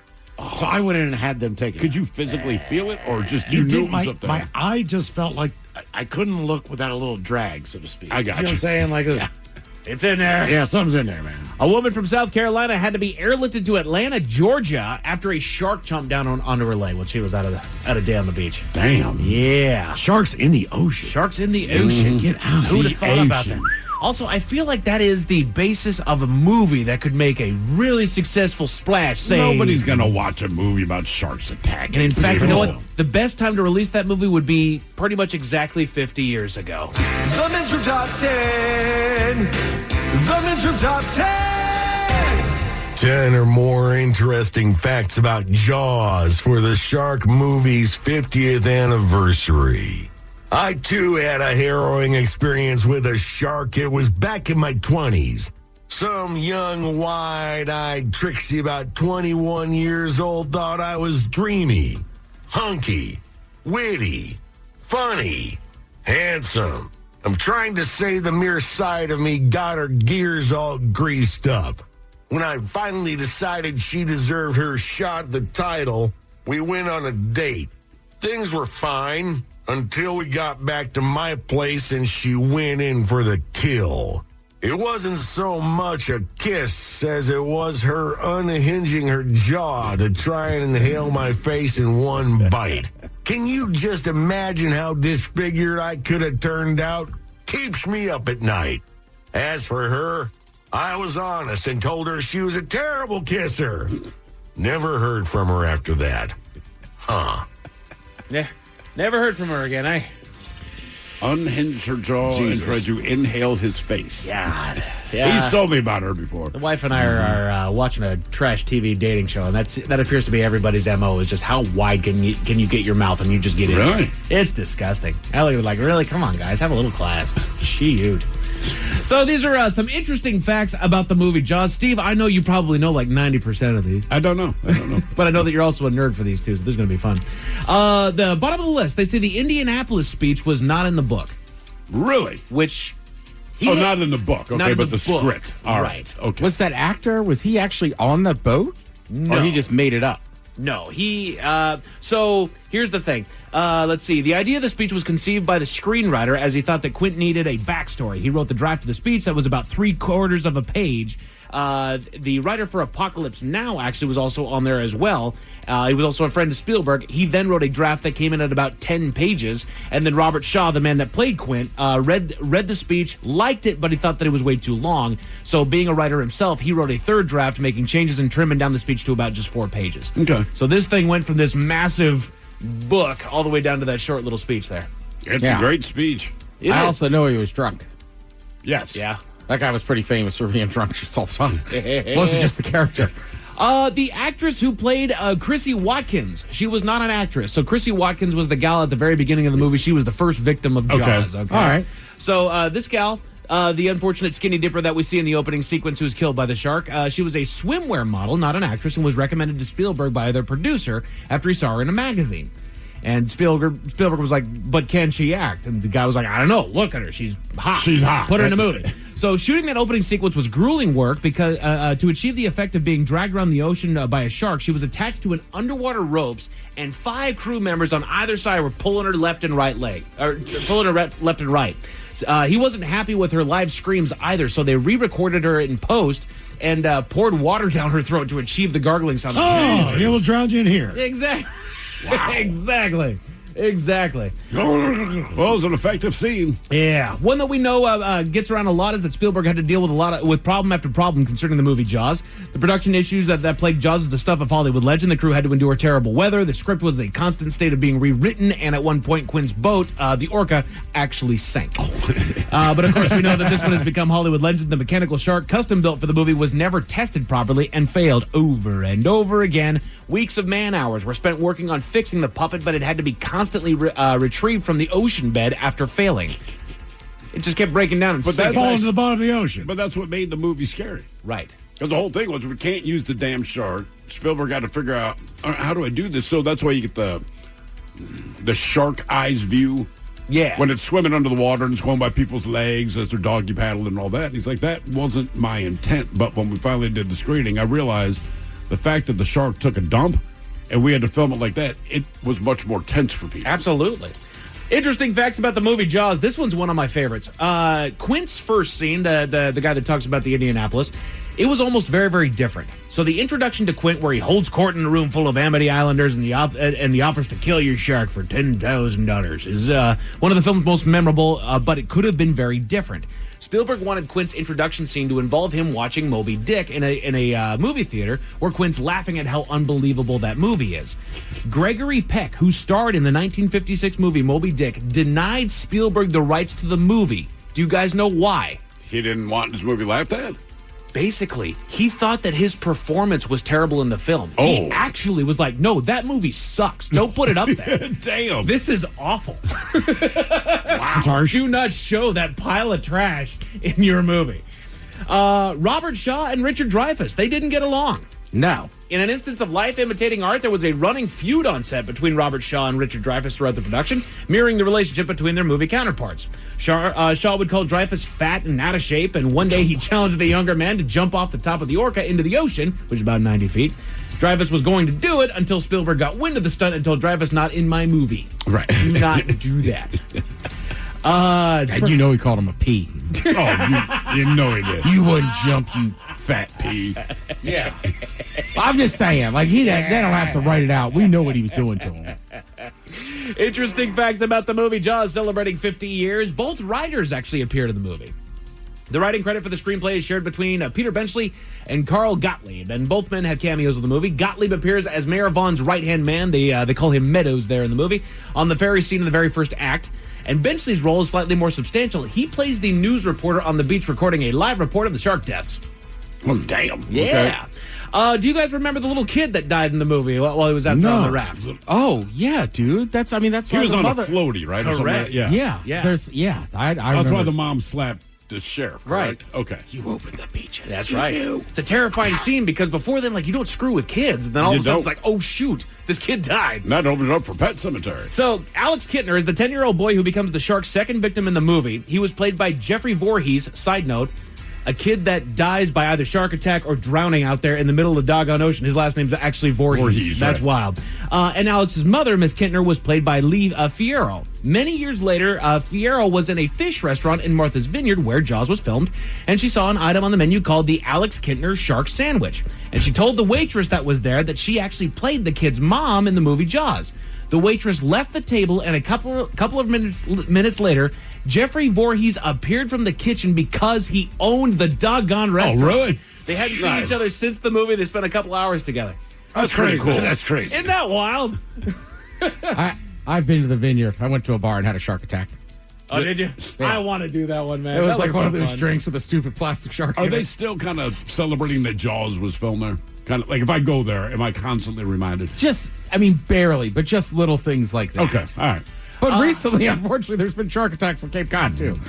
One of the most standout moments of the movie is the incredible dolly zoom shot into Brody, who is sitting on the beach. They now call it the Jaws shot. You guys know this one? He gets up and he looks, and there's this zoom where kind of the background does a much faster zoom than it does in on him. That shot was actually taken from Alfred Hitchcock. Alfred Hitchcock used that shot in the movie Vertigo. It was created by his camera operator. Oh, okay. And Spielberg took it and didn't give it back. Oh, damn. I'm doing this. Also inspired you, too. Yeah, that's a fact. Yeah. James Bond made a little side pseudo cameo in the movie. So in the mid-'70s, Spielberg wanted to direct a Bond movie and actually made pitches on two separate occasions. He even went so far as to make a subtle nod to Bond in Jaws, and in the scene where Hooper and Brody cut open the tiger shark and the license plate that he pulls from him, it says Louisiana 73, which is the setting and release year of Live and Let Die, and then the first number on that license plate, 007. 007. Oh, nice. Little subtle nod there to James Bond. Right. I like this. And then I'm going to leave you guys with this last fun fact concerning the movie Jaws celebrating its 50th year, and it's what everybody knows. The score was integral to the movie's success. Absolutely. John Williams. That movie is synonymous with some of the most incredible scores in cinematic history. But it signifies the dread and terror surrounding each shark attack and is about as iconic as movie scores get.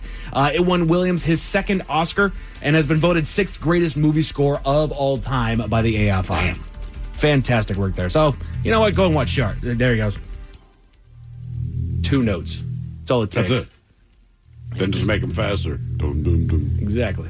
Gives you that unsettling feeling. Sometimes my stomach feels like that. Sounds like that. Actually, it does sound like That's that. what I'm saying. I've heard that across the desk. Jesus, dude. Was that your stomach? Are you okay? It's poopy time. Miles, I know what you're wondering. How can something as simple as taking a picture in front of a sign be dangerous? I'm not sure. I will tell you the answer at 5:50. Thank you, sir. Headlines are coming up at 5:50. In the meantime, have we made it to drinking time? Somebody out there deserves to be recognized. And the men's room knows just who it is. So to you, we say, bottoms up, sailor. You're the toast of our shot of the day. Drink time it is, and as usual, we head to the drink desk and Steve with Thrill Hill to find out who we're toasting. Yes, indeed. And today we chose an unidentified man from Texas. His story is short and sweet. He decided that he wanted to rob a bank. He approached the teller and asked for the cash. The teller stayed calm and said, look, I can give you the cash, but you have to show me your ID. Dummy pulled out his ID, showed her, then she handed him the cash. Well, he's not so stupid that he didn't realize what had just happened, so he tries to escape the bank. They start giving chase. So what did he do? He grabbed a woman who was holding a baby and tried to use her as a hostage. The woman then commenced beating his ass. Nice. The cops got there, and arrested him for attempted bank robbery and a whole litany of Kidnapping. charges. Oh, yeah. So apparently he's like hiding behind this woman who has a baby, and this woman turned around and just dealt with him. I guess it's probably the best way to put it. But they literally say, and beat his ass. So there you go. So we pour this booze and we drink this booze because we think it's yummy. Yummy! So over the tongue and down the throat to party in our tummies. Down the hola bichola. All right, let's get a contestant on the line for Profile This now. 206-803-ROCK. Profile This is next. Looking for a job is lonely. Endless searching, phone calls that go nowhere, applications that vanish into thin air.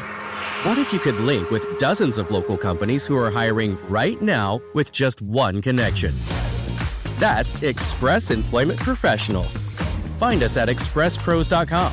One connection, endless opportunities, and no fees ever for job seekers.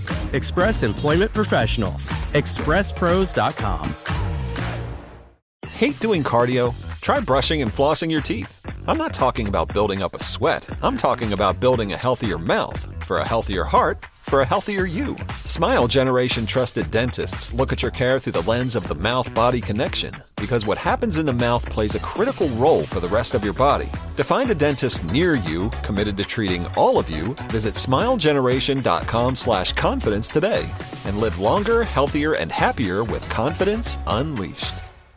Ready to explore Europe the striped way? Fly Condor Airlines nonstop to Frankfurt and connect effortlessly to most European destinations. Relax and start your vacation in comfort. Fly the striped way. Visit condor.com today and book your next adventure. What's on your list when considering a luxury SUV? Inspired design and comfort, impressive performance. If so, the 2025 Lincoln Aviator SUV checks every box, and then some. The Aviator offers an available 28-speaker sound system, perfect position front seats, best-in-class horsepower and torque, and much more. That makes the list of SUVs you're considering become much shorter. Discover it for yourself by visiting your local Lincoln retailer. Lincoln, the power of sanctuary. Class is large crossover premium utility starting at MSRP under $150,000. When a cold has you down, it's the little comforts that lift you up. A warm blanket, a cup of tea, and a tissue that actually feels good on your skin. Infused with aloe, Kleenex Cooling Plus Aloe provides a hint of cooling freshness to help your skin feel restored. So, whether your skin is feeling dry, chafed, or irritated, you're only one wipe away from helping it feel relieved. So, the next time you have a cold, get a hint of instant cooling relief with new Kleenex Cooling Plus Aloe. For whatever happens next, grab Kleenex. Looking for a job is lonely. Endless searching, phone calls that go nowhere, applications that vanish into thin air. What if you could link with dozens of local companies who are hiring right now with just one connection? That's Express Employment Professionals. Find us at expresspros.com. One connection, endless opportunities, and no fees ever for job seekers. Express Employment Professionals. expresspros.com. Hate doing cardio? Try brushing and flossing your teeth. I'm not talking about building up a sweat. I'm talking about building a healthier mouth for a healthier heart, for a healthier you. Smile Generation. Trusted dentists look at your care through the lens of the mouth-body connection because what happens in the mouth plays a critical role for the rest of your body. To find a dentist near you, committed to treating all of you, visit smilegeneration.com/confidence today and live longer, healthier, and happier with confidence unleashed. Ready to explore Europe the striped way? Fly Condor Airlines nonstop to Frankfurt and connect effortlessly to most European destinations. Relax and start your vacation in comfort. Fly the striped way. Visit condor.com today and book your next adventure. The Men's Room presents Profile This. And Stephen Thrill-Hill, could you please start everyone out? Profile This is played. I sure can, Miles. It's a simple game where we share with you a real-life news story. Something that happened right here on planet Earth. Earth. And as you listen to the story, based on the stereotypes you believe to be true of people and the decisions that people make, we'll ask you what it is you think makes the story a story. Hello, Devin. Welcome to the Men's Room. Liquor and whores. Liquor and whores. All right, Devin, do you understand how this here game is played? I do. Fantastic. You have your choice of one of three categories, but I know which one you'll pick. We offer you Bite Me. In other words, what did someone find in their food?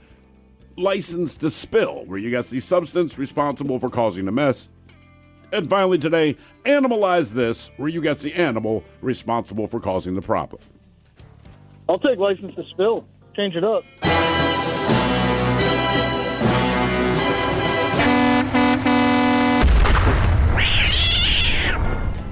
All right, we go to the fine state of Virginia, where a vehicle crash involving a van hauling cargo temporarily closed I-64 last Thursday morning after the cargo was scattered all over the roadway.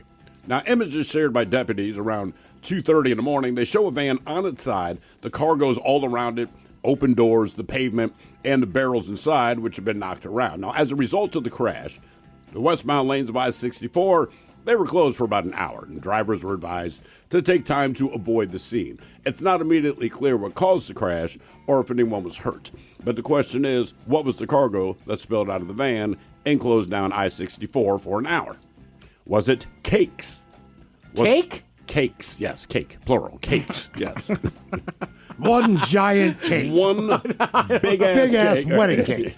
So cakes, wine, crabs, What was two? Line? Wine. Wine. Cakes, wine, crabs, Crabs? or donuts. Yes. No, just one. One there's one big-ass huge crab. crab. One donut. One donut, one crab. Monster Dunsey. Yeah. Is Virginia, Devin, they have wineries. I don't know what part of Virginia it was. Charlottesville has got wineries. I'll go wineries. All right, Ted, what do you think? I think, sadly, this was a delicious offload of blue crabs. Blue crabs for 10. Man. I'll take the crabs, too. Okay, you guys are getting crabs. Yeah. I'm drinking wine. What's spilled all over the interstate there? Cakes, wine, crabs, or donuts? We'll find out next. Next. Next. Next, mother. Next. Next, mom. What's the tea? You are listening to the Men's Room. If you're ready for a new job, let Express Employment Professionals help you. Express is already hiring for summer jobs in a variety of industries. Job seekers never pay a fee at Express. Go to expresspros.com to find your location. That's expresspros.com.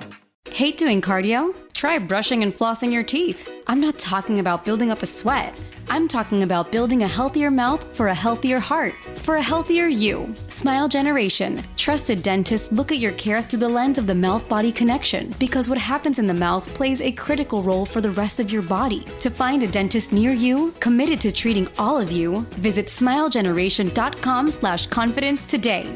And live longer, healthier, and happier with confidence unleashed. Ready to explore Europe the striped way? Then fly with Condor Airlines. With non-stop flights to Frankfurt, Germany, it's easy to connect to vibrant destinations across Europe. Whether you're sipping espresso in stylish Milan or raising a stein at Oktoberfest in Munich, Condor makes your journey just as enjoyable as your destination. With spacious cabins and relaxing service, your vacation starts the moment you board. Fly the striped way. Visit condor.com today. Category is license to spill on profile. This is we go to Virginia.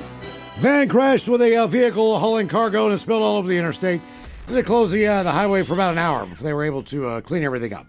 Question is, what was in that van? Cakes, wine, crabs, or donuts? And Devin, that is a question that we posed to you. Let us start with Miles Montgomery. You went with the wine. Well, thank God that didn't spill. It was not wine. Get it? Spill the wine? Hey-o. And then, Devin, you agree with D. Ted Smith. Both of you guys went crabs. Ted, you were very specific. Blue crabs, which makes sense for that part of the country. And sadly, you are correct. Yes. 64 just runs across the middle of that state. Right. To like the coast. It's a crab highway. Yeah, I mean, if you get crabs in West Virginia, they probably That's came. exactly where they came. Yep. Yes, That's where you go to get them. It's got to be crabs. It is. Now, for all TV news all the time, it's time for TV Time with Ted. And now, because your pathetic life is confined to countless hours in front of a talking box, the Men's Room presents TV Time with Ted. All right, your choices today. You got the Jimmys, Fallon and Kimmel, Colbert, Steven, Seth Meyers, Seth, Writers, Smith. Is it Ted or is it late night? And it's right there. The title is guys have teams of talents and writers help them come up with their monologues each and every night. It is up to you to determine, is this an actual late night joke and from whom, or could it be a The Ted Smith original? Ted Smith. There's a massive recall on cucumbers right now because it might contain salmonella. So ladies, careful out there. The Ted Smith. Yes. Yeah, that's right. I was pretty pleased with that one. Yeah. Never ceases to amaze me just how proud of your jokes you are, Ted. That was just so stupid. Just quick. To the point. No beating around the bush on that. Yeah, right? Everybody, there you go, Miles. Everybody just added it up in their head. They're like, well, he's not wrong. Right. Taco Bell has announced 2 new sauces, the spicy ranchero and avocado ranch. And for white customers, there's a new extra mild. Ted Smith. Fallon. Myers. Taco Bell has unveiled 2 new sauces, the spicy ranchero and avocado ranch. And for white customers, there's a new extra mild. In all honesty, their new nuggets are very good. That's what I keep hearing. But the sauces are all like spicy this, spicy that. I'm like, come on, Taco Bell. Where's my extra mild? Well, yeah. And stop adding spice to ranch. The reason I'm using the ranch is I feel like your plain nugget's already spicy. Well, doesn't the dairy in the ranch kind of neutralize the spice anyway? Like, what's the point of having a spicy ranch? I don't know. Look, I'm old. Flavor. I'm old and white. We gotta stop spicifying everything. Knock it off. 4 men in Japan were arrested for using curry spices as a weapon in a robbery attempt. The assailants attacked a man by smearing powdered cooking spices that are used in curry in the man's face and his eyes in an attempt to blind and incapacitate him. The victim was recovering after treating his wounds with garlic naan and a little mango chutney. Colbert. That's Colbert. We head to Japan, where 4 men have been arrested on charges of using curry spices as a weapon in a robbery attempt.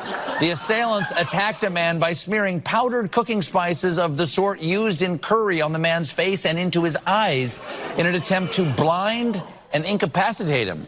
The victim is recovering after treating his wounds with garlic naan and a little mango chutney. Japanese curry is actually shockingly mild, by the way. Never had it, I don't think. It's like a different take on it. I enjoy it.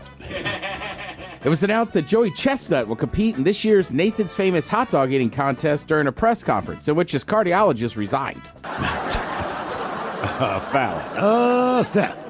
It was announced that Joey Chestnut will compete in Nathan's famous 4th of July hot dog eating competition during a press conference in which his cardiologist resigned. We will talk about that as we get to July 4th, and I say it every year. I just wish there was, like, contests that weren't timed, right? It's like, you got to eat 20 pounds of chicken wings, but you got all day and football's on, like, on. You know what I mean? Slow and easy. Yeah. Slow and steady. Right? Because I feel like over the course of a Sunday, especially watching football, you can eat a lot of food, but, like, if somebody's like, you got 30 minutes to eat, I'm like, nah. Right. I'm good. Plus, like, I like food. I love food, man. I want to enjoy it. Joey Chestnut doesn't look like he's enjoying those hot dogs. No. Who dips their bun in water? Before, during, or after. Yeah. Plus, you know me, I have such a fear of choking. I'm like, these guys are crazy. The only one I saw I think I might take on was there's some giant eating crab meat challenge. Ooh. And I was like, that I could do. It's already picked? It's king crab, so it's pretty easy to pick it. All right. Okay. That's expensive. Well, They get some big-time sponsors to do that. You got to eat in 30 minutes. Speaking of eating stuff weird. So, what's the best trophy in sports? The Stanley Cup. Thank you, Mike. To me, it's... I was going to say Lombardi, but I know that hockey just happened, so, you know. I mean, as far as I'm concerned, it's the Lombardi. The Lombardi trophy might be, in America, the most important one.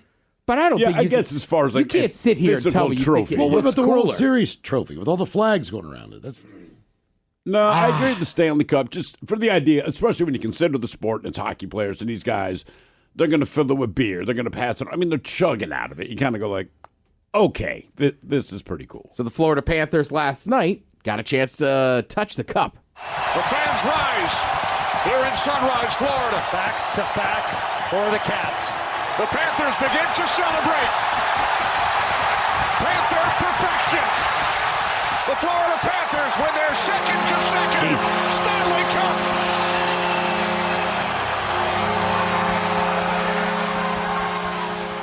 Bring it out. So second in a row. They've also been in the Stanley Cup Finals 3 years in a row. Mm-hmm. Matthew Tkachuk, who's down there, is probably the greatest American hockey player right now. And I'm dead honest, I'm not the biggest hockey guy, but after the Four Nations Challenge, fell in love with Tkachuk. I used to watch his dad play, And I know, Miles, what you're going to say. You're right. A high percentage of the league is Canadian. But I still love that no Canadian franchise can win that damn thing since 1993. Well, okay, so since 93, and they invented the sport. So without looking it up, my buddy and I had the argument last night. Do you know where the Florida Panthers play? Well, I do because I had to look it up last year. Okay, no, wait. The city or the no, the Florida Panthers. It's Sunrise, but do you know where Sunrise is in Florida? I have no effing idea. It's basically Fort Lauderdale. Really? Yeah, because there's Miami. You just kind of assume Miami, right? Fort Lauderdale is what, north of Miami? Yes. But it's... look, in all honesty, until last year, I thought they were in Jacksonville. All right. Which, if you don't know, I thought they might be in Orlando. Jacksonville is north, but Tampa Bay is close, so I knew they weren't central Florida. My guess was Orlando. All right. Because I didn't think they had it in Miami, for whatever reason. I certainly wouldn't think Fort frickin' Lauderdale. Right. You said Jacksonville, Tampa, technically it's Orlando, Sunrise. Miami. Because you go Carolina Hurricanes. There you go. Raleigh. Charlotte. I think Are they Raleigh? That's Are what they I'm Raleigh? saying, like these state teams. Well, I will say, hockey has some smaller towns. Like Columbus has a team. Sure. Right. Well, there's Winnipeg, there's Calgary, there's all that. Hurricanes are Raleigh, yeah. It is Raleigh. Raleigh. I mean, who knew? Yeah, I'm serious. With you. They could move their football team there. Again, they're the Carolina Panthers. Right. Sure. Yeah, I just assumed it was Charlotte. You get that flexibility when it's just the state. You do. But going back to the Stanley Cup just as the trophy, Thrill's right. I think it's awesome that it's still, they just add rings and everybody's names on it. I think it's awesome that hockey players refuse to touch it unless you've won it before. And really? That's a massive deal. If you're like a little kid and you're playing hockey and you have dreams of making it to the pros, don't touch it. If you saw it, you do not touch it. Didn't an Oiler get in trouble for that a couple weeks ago? He might have. So did an interview and either picked it up or held it or something? Yeah, it's like a big no-no. It's kind of like we saw the other night in College World Series. The one guy was throwing like a perfect game, then a no-no. Like you don't talk to the pitcher. Right. You kind of just let him be. So say it's one of those unwritten rules. You know what I mean? It's okay. So it's just one of those things. But the cup is so cool because you're right. You could put food in it. I read this whole thing on it. 3 babies have peed in it. Oh, God. Yeah. People put their babies in it. Yeah. 4 or 5 guys have used it because they had newborns at to baptize them. Huh. All right. The priest held the baby above the Stanley Cup and then baptized him. That's awesome for the priest and the kid. Baseball, if someone's throwing a no-hitter, baseball is one of those sports where if you're on the bench, you got time. Sure. You're always up to no good. You're always messing with your friends. Yeah. There's always a little bit of shenanigans going on. And the fact that you have to act like they don't exist is one of the hardest but fun things to do in the world. Yeah. Because it could be just the 3rd inning. You're not talking to them. No. I mean, you're not looking at them. There's no acknowledgement. They can get a hit on first base. You don't even clap. Right. You're zoned in Baseball right players are are the most superstitious. Yes. The other thing about the cup is that each player gets 3 days with it. So you can take it back to your hometown. There's always going to be the guys that run the cup that are with you. So I think that's pretty cool, too. The Lombardi Trophy, I will be honest, because we held one of the Ravens won. I was shocked how light it was. Yeah, I was a little... Also, how dirty. Fingerprints all over it. Definitely needed a good polishing. He doesn't clean it off all. The Stanley Cup has 2 dedicated guys that travel with it. And, Miles, you have a day with it, right? Let's say you play for the Florida Panthers. After that day, they are going to clean it. They have certain solutions. And the next day, they'll bring it back to your house and go, all right, what are you doing with it today? I've already seen videos this morning where they're out at a bar, they're filling up with beer, and the people below are like, dump it on me. And they're dumping out beers to try to catch them in their mouth. I mean, they had it in the ocean last year. I mean, it'll be wild to see what it does next. But yeah, just a very cool trophy. And then I love everybody just skates around with it. Thought it was cool last night. Generally, the captain gets it first. He does the skate around the ice. Then you would pass it off to the assistant captain, the next assistant. I like that captain because I don't think Kachuk's the captain. He just took it straight to the team, and they were all touching it, and then they started doing their laps. Bring it back Also, home. I will say this every year when a team wins.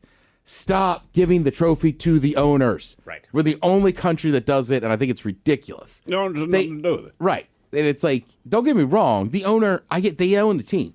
They'll have time with the trophy, but present it to the team first. Present it to the team captain. People that earned it. But do you know what? In the NFL, they give it to them first. Almost. I mean, it's like the order on the podium. Right. You get the owner gets it. First. Then it's right. First. That's what I'm saying. Stop doing that. Yeah, give it to the damn coach and let the coach hand it to his damn player. Exactly. The owner. I mean, I like soccer. You get up, you get your little medal and everything, and then the captain, he's the last guy. He gets to take the trophy. You go over and you all hold it up and jump at the same time. And like, look, again, I'm not diminished. Like, I get people own teams and they're spending money, but like, just let the players get a hold of it. They just put out the effort. That's all it is. Yep. Somebody owns everything, right? But in the end, like, look, when I get an Amazon package, I do not care that Jeff Bezos owns the company. No. The guy that he's underpaying that drove it to my goddamn house, thank you, bro. That's who I appreciate. People don't leave snacks and a juice out for Bezos. You leave it out for the guy or the man or woman delivering the package. You know what I mean? Right. You better see Bezos grabbing a juice box off her. Thanks, bro, man. you got all that money. Took a juice box off the front porch. I know. He just walks You peed in a Gatorade bottle. grabbing a bag of chips and a Gatorade. Thanks, homie. It's mine. But if he peed in the Gatorade bottle when he was done with it, respect. Yeah, I do I this know. for the guys in the Whenever trucks. people want to sit there and well, that's bad for billionaires, this and that. It's like, you have no idea how numbers work. Yeah. If you think any of that is going to affect them, you are a moron. You're out of your mind. There's some crazy stat that it's like just the difference between a millionaire and a billionaire is just staggering. All right, some of the top shows right now. I haven't talked about top shows a lot. And this is just based on people streaming them and stuff. So, like, Last of Us is still in there from HBO. Tires is in there. I'm watching that one right now. What shocked me is that Grey's Anatomy still stays in there. People still stream that show that much. Jesus, man. I had no idea how effed up Eric Dane was until I saw that Good Morning America interview. Wait, with what does he have? He's got ALS Parkinson's or something. But he lost the whole left side of his body. He did, yeah. I mean, that's nuts. He's not that old. He has ALS. He has ALS. Lou Gehrig's and he disease, feels we like used to call the it. right side's going to go. So it's just like, man, I just know him as the good-looking dude that all the women, Which doctor was he? McSteamy. McSteamy? Yeah. That was what? Dreamy? Yeah, Dreamy was Dempsey, and then you got McSteamy, who was. Are there everything. any more? Like, yes, McFlurry. That's what I dropped. That's what I dropped. McFlurry. Oh no, he's the chunky doctor. Butterfinger. I think the chunky doctor gets to be Grimace. Oh, damn. Dr. McGrimace. Dr. McGrimace. Go, you out here looking like a McNugget. About to get covered in sauce. Some spicy ranch sauce from Taco Bell. Seriously, I was like, why do they keep making the ranch spicy? You still got some College World Series on tonight, but NHL's over, and then I want to say NBA starts back up tomorrow. Thank you, Tim. We appreciate it. You're listening to The Men's Room. The Men's Room returns with Miles and Thrill. Now, let's see what's happening in the real world. All right, here we go. An Ohio man set sail on Lake Erie on a giant motorized wiener. Meanwhile, Pierce County Police lasso a man in a muddy pond who could use a little cleaner. 3 women are heard at a festival when a sign falls on their heads. One family's business deals with what every company dreads. And a dog with a broken jaw tells rescuers, well, nothing, because he had a broken jaw. It's time for your headlines. Now, it's time to hit the headlines. Here's my car. All right, our top story. We go to Colorado, where you can't even take a picture anymore.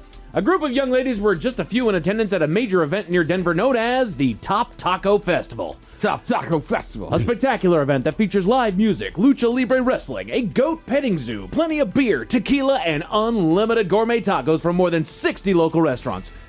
Side note, I looked this place up. It looks freaking awesome. I really want to go sometime. One of the features that always draws plenty of attention is a large I Love Tacos sign manufactured in a Hollywood Broadway country fair style with individual light bulbs creating all the words. And that several... You know those signs. You've seen them a bunch of places. Yeah, Right. Broadway. Sometimes they're like at weddings. Right. And again, it's just it's like a shadow box with a bunch of little the light bulbs that yeah. are in there, yeah. But several attendees make sure to get a picture in front of that sign to bookend their photos of the day. Unfortunately for these 4 young ladies, a gust of wind came on at the exact wrong moment and the sign toppled over on top of them. One of them suffered a 4-inch gash in her head that required 11 staples as well as a fractured vertebrae and nerve issues in her hand. After a debacle with getting her to the hospital, she was treated and should be fine. The fair comped their tickets for the day and continues to try to do right by the group. Yeah. I mean, the other problem is, and I'm not saying anything against these women, but if you've already had a couple cocktails too, Like, it thins out your blood. So, like, your yeah, head already bleeds a lot. Right. Then if you had a few margaritas, like, oh, I bet that was a bloodbath. Well, and then they don't remember a whole lot of it. They were standing there posing for the photo, and then all of a sudden they blink and they're on the ground with this crushing weight on top of them. Yeah. They've got people that are coming over saying, we can't get an ambulance in there, so we need to put this gal on the back of a golf cart, so can she stand up and walk over here? Like, it was a mess just getting her out. They're trying to pull curtains so that people aren't taking photos and videos of her. I know.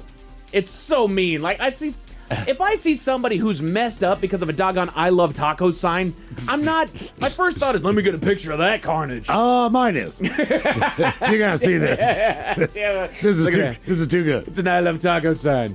Also, again, I looked up what this thing was because I wanted to know a little bit more about it. And you know how from time to time you go to somebody's website, they'll have a nice little video montage of all the cool stuff that happened in the year prior and why you don't want to miss it.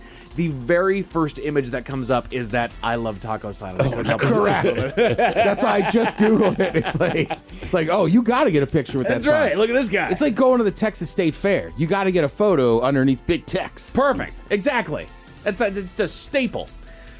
Anyway, in other news, just down the road in Pierce County, officers were called about a man with an interesting choice of weapon. The story goes that the man got into an argument with his parents at their home and allegedly threatened them with the chainsaw that was in his possession. Neighbors called authorities after they saw him chasing his father around the property with the weapon, and they attempted to de-escalate the situation.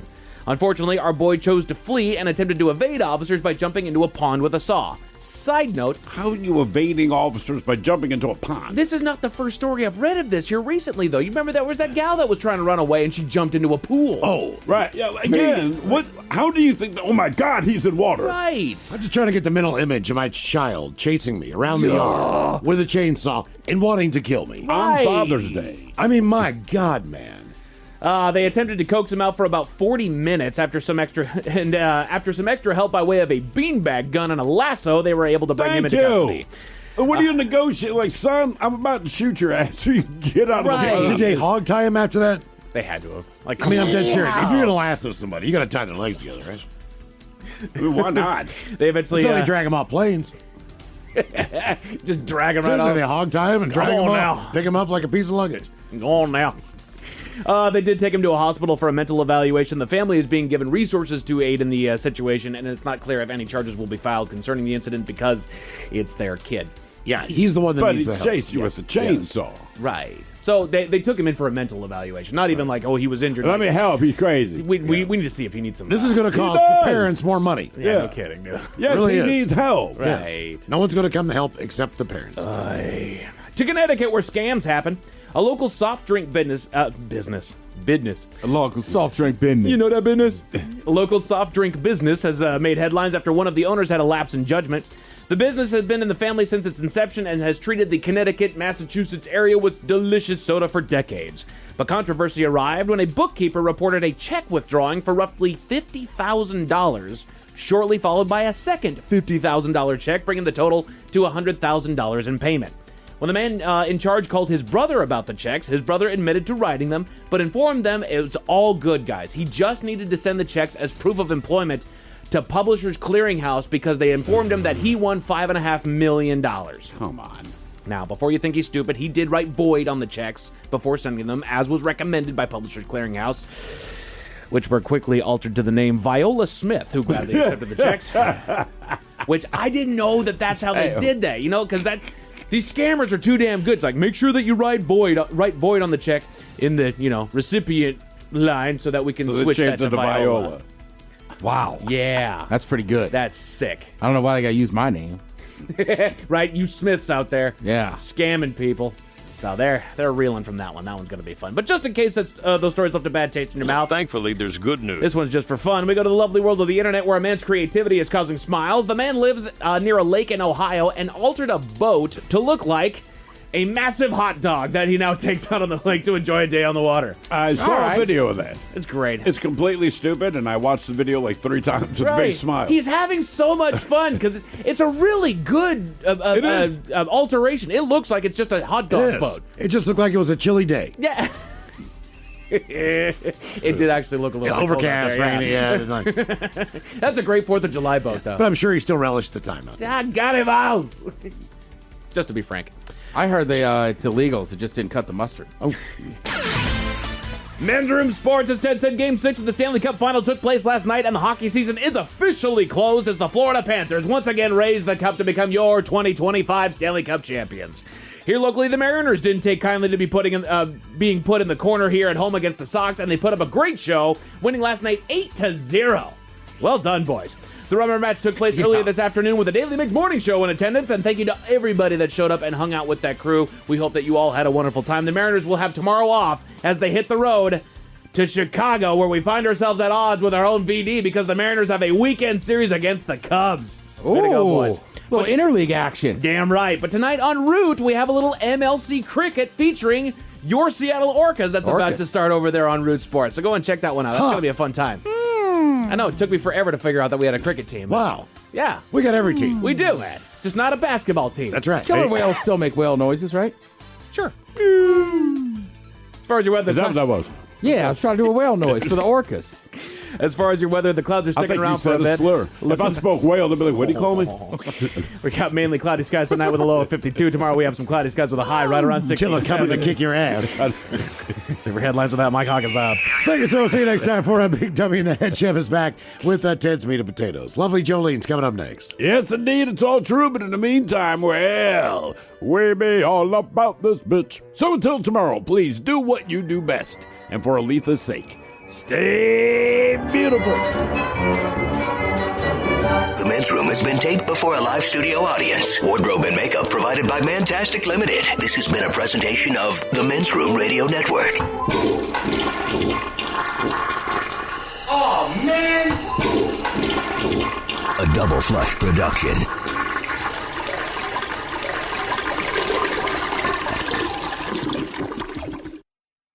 If you're ready for a new job, let Express Employment Professionals help you. Express is already hiring for summer jobs in a variety of industries. Job seekers never pay a fee at Express. Go to expresspros.com to find your location. That's expresspros.com.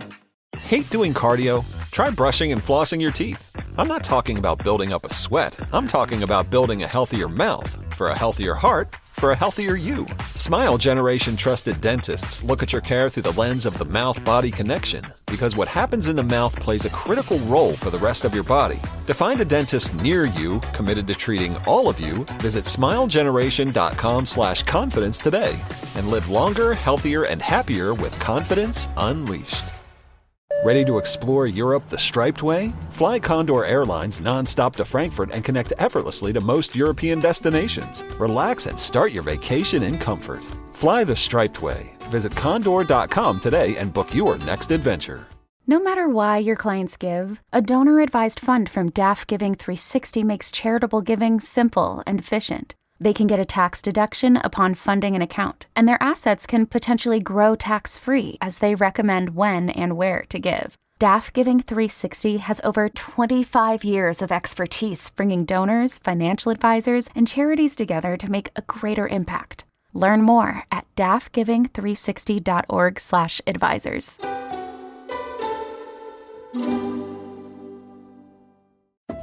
When was the last time you refreshed your bedding?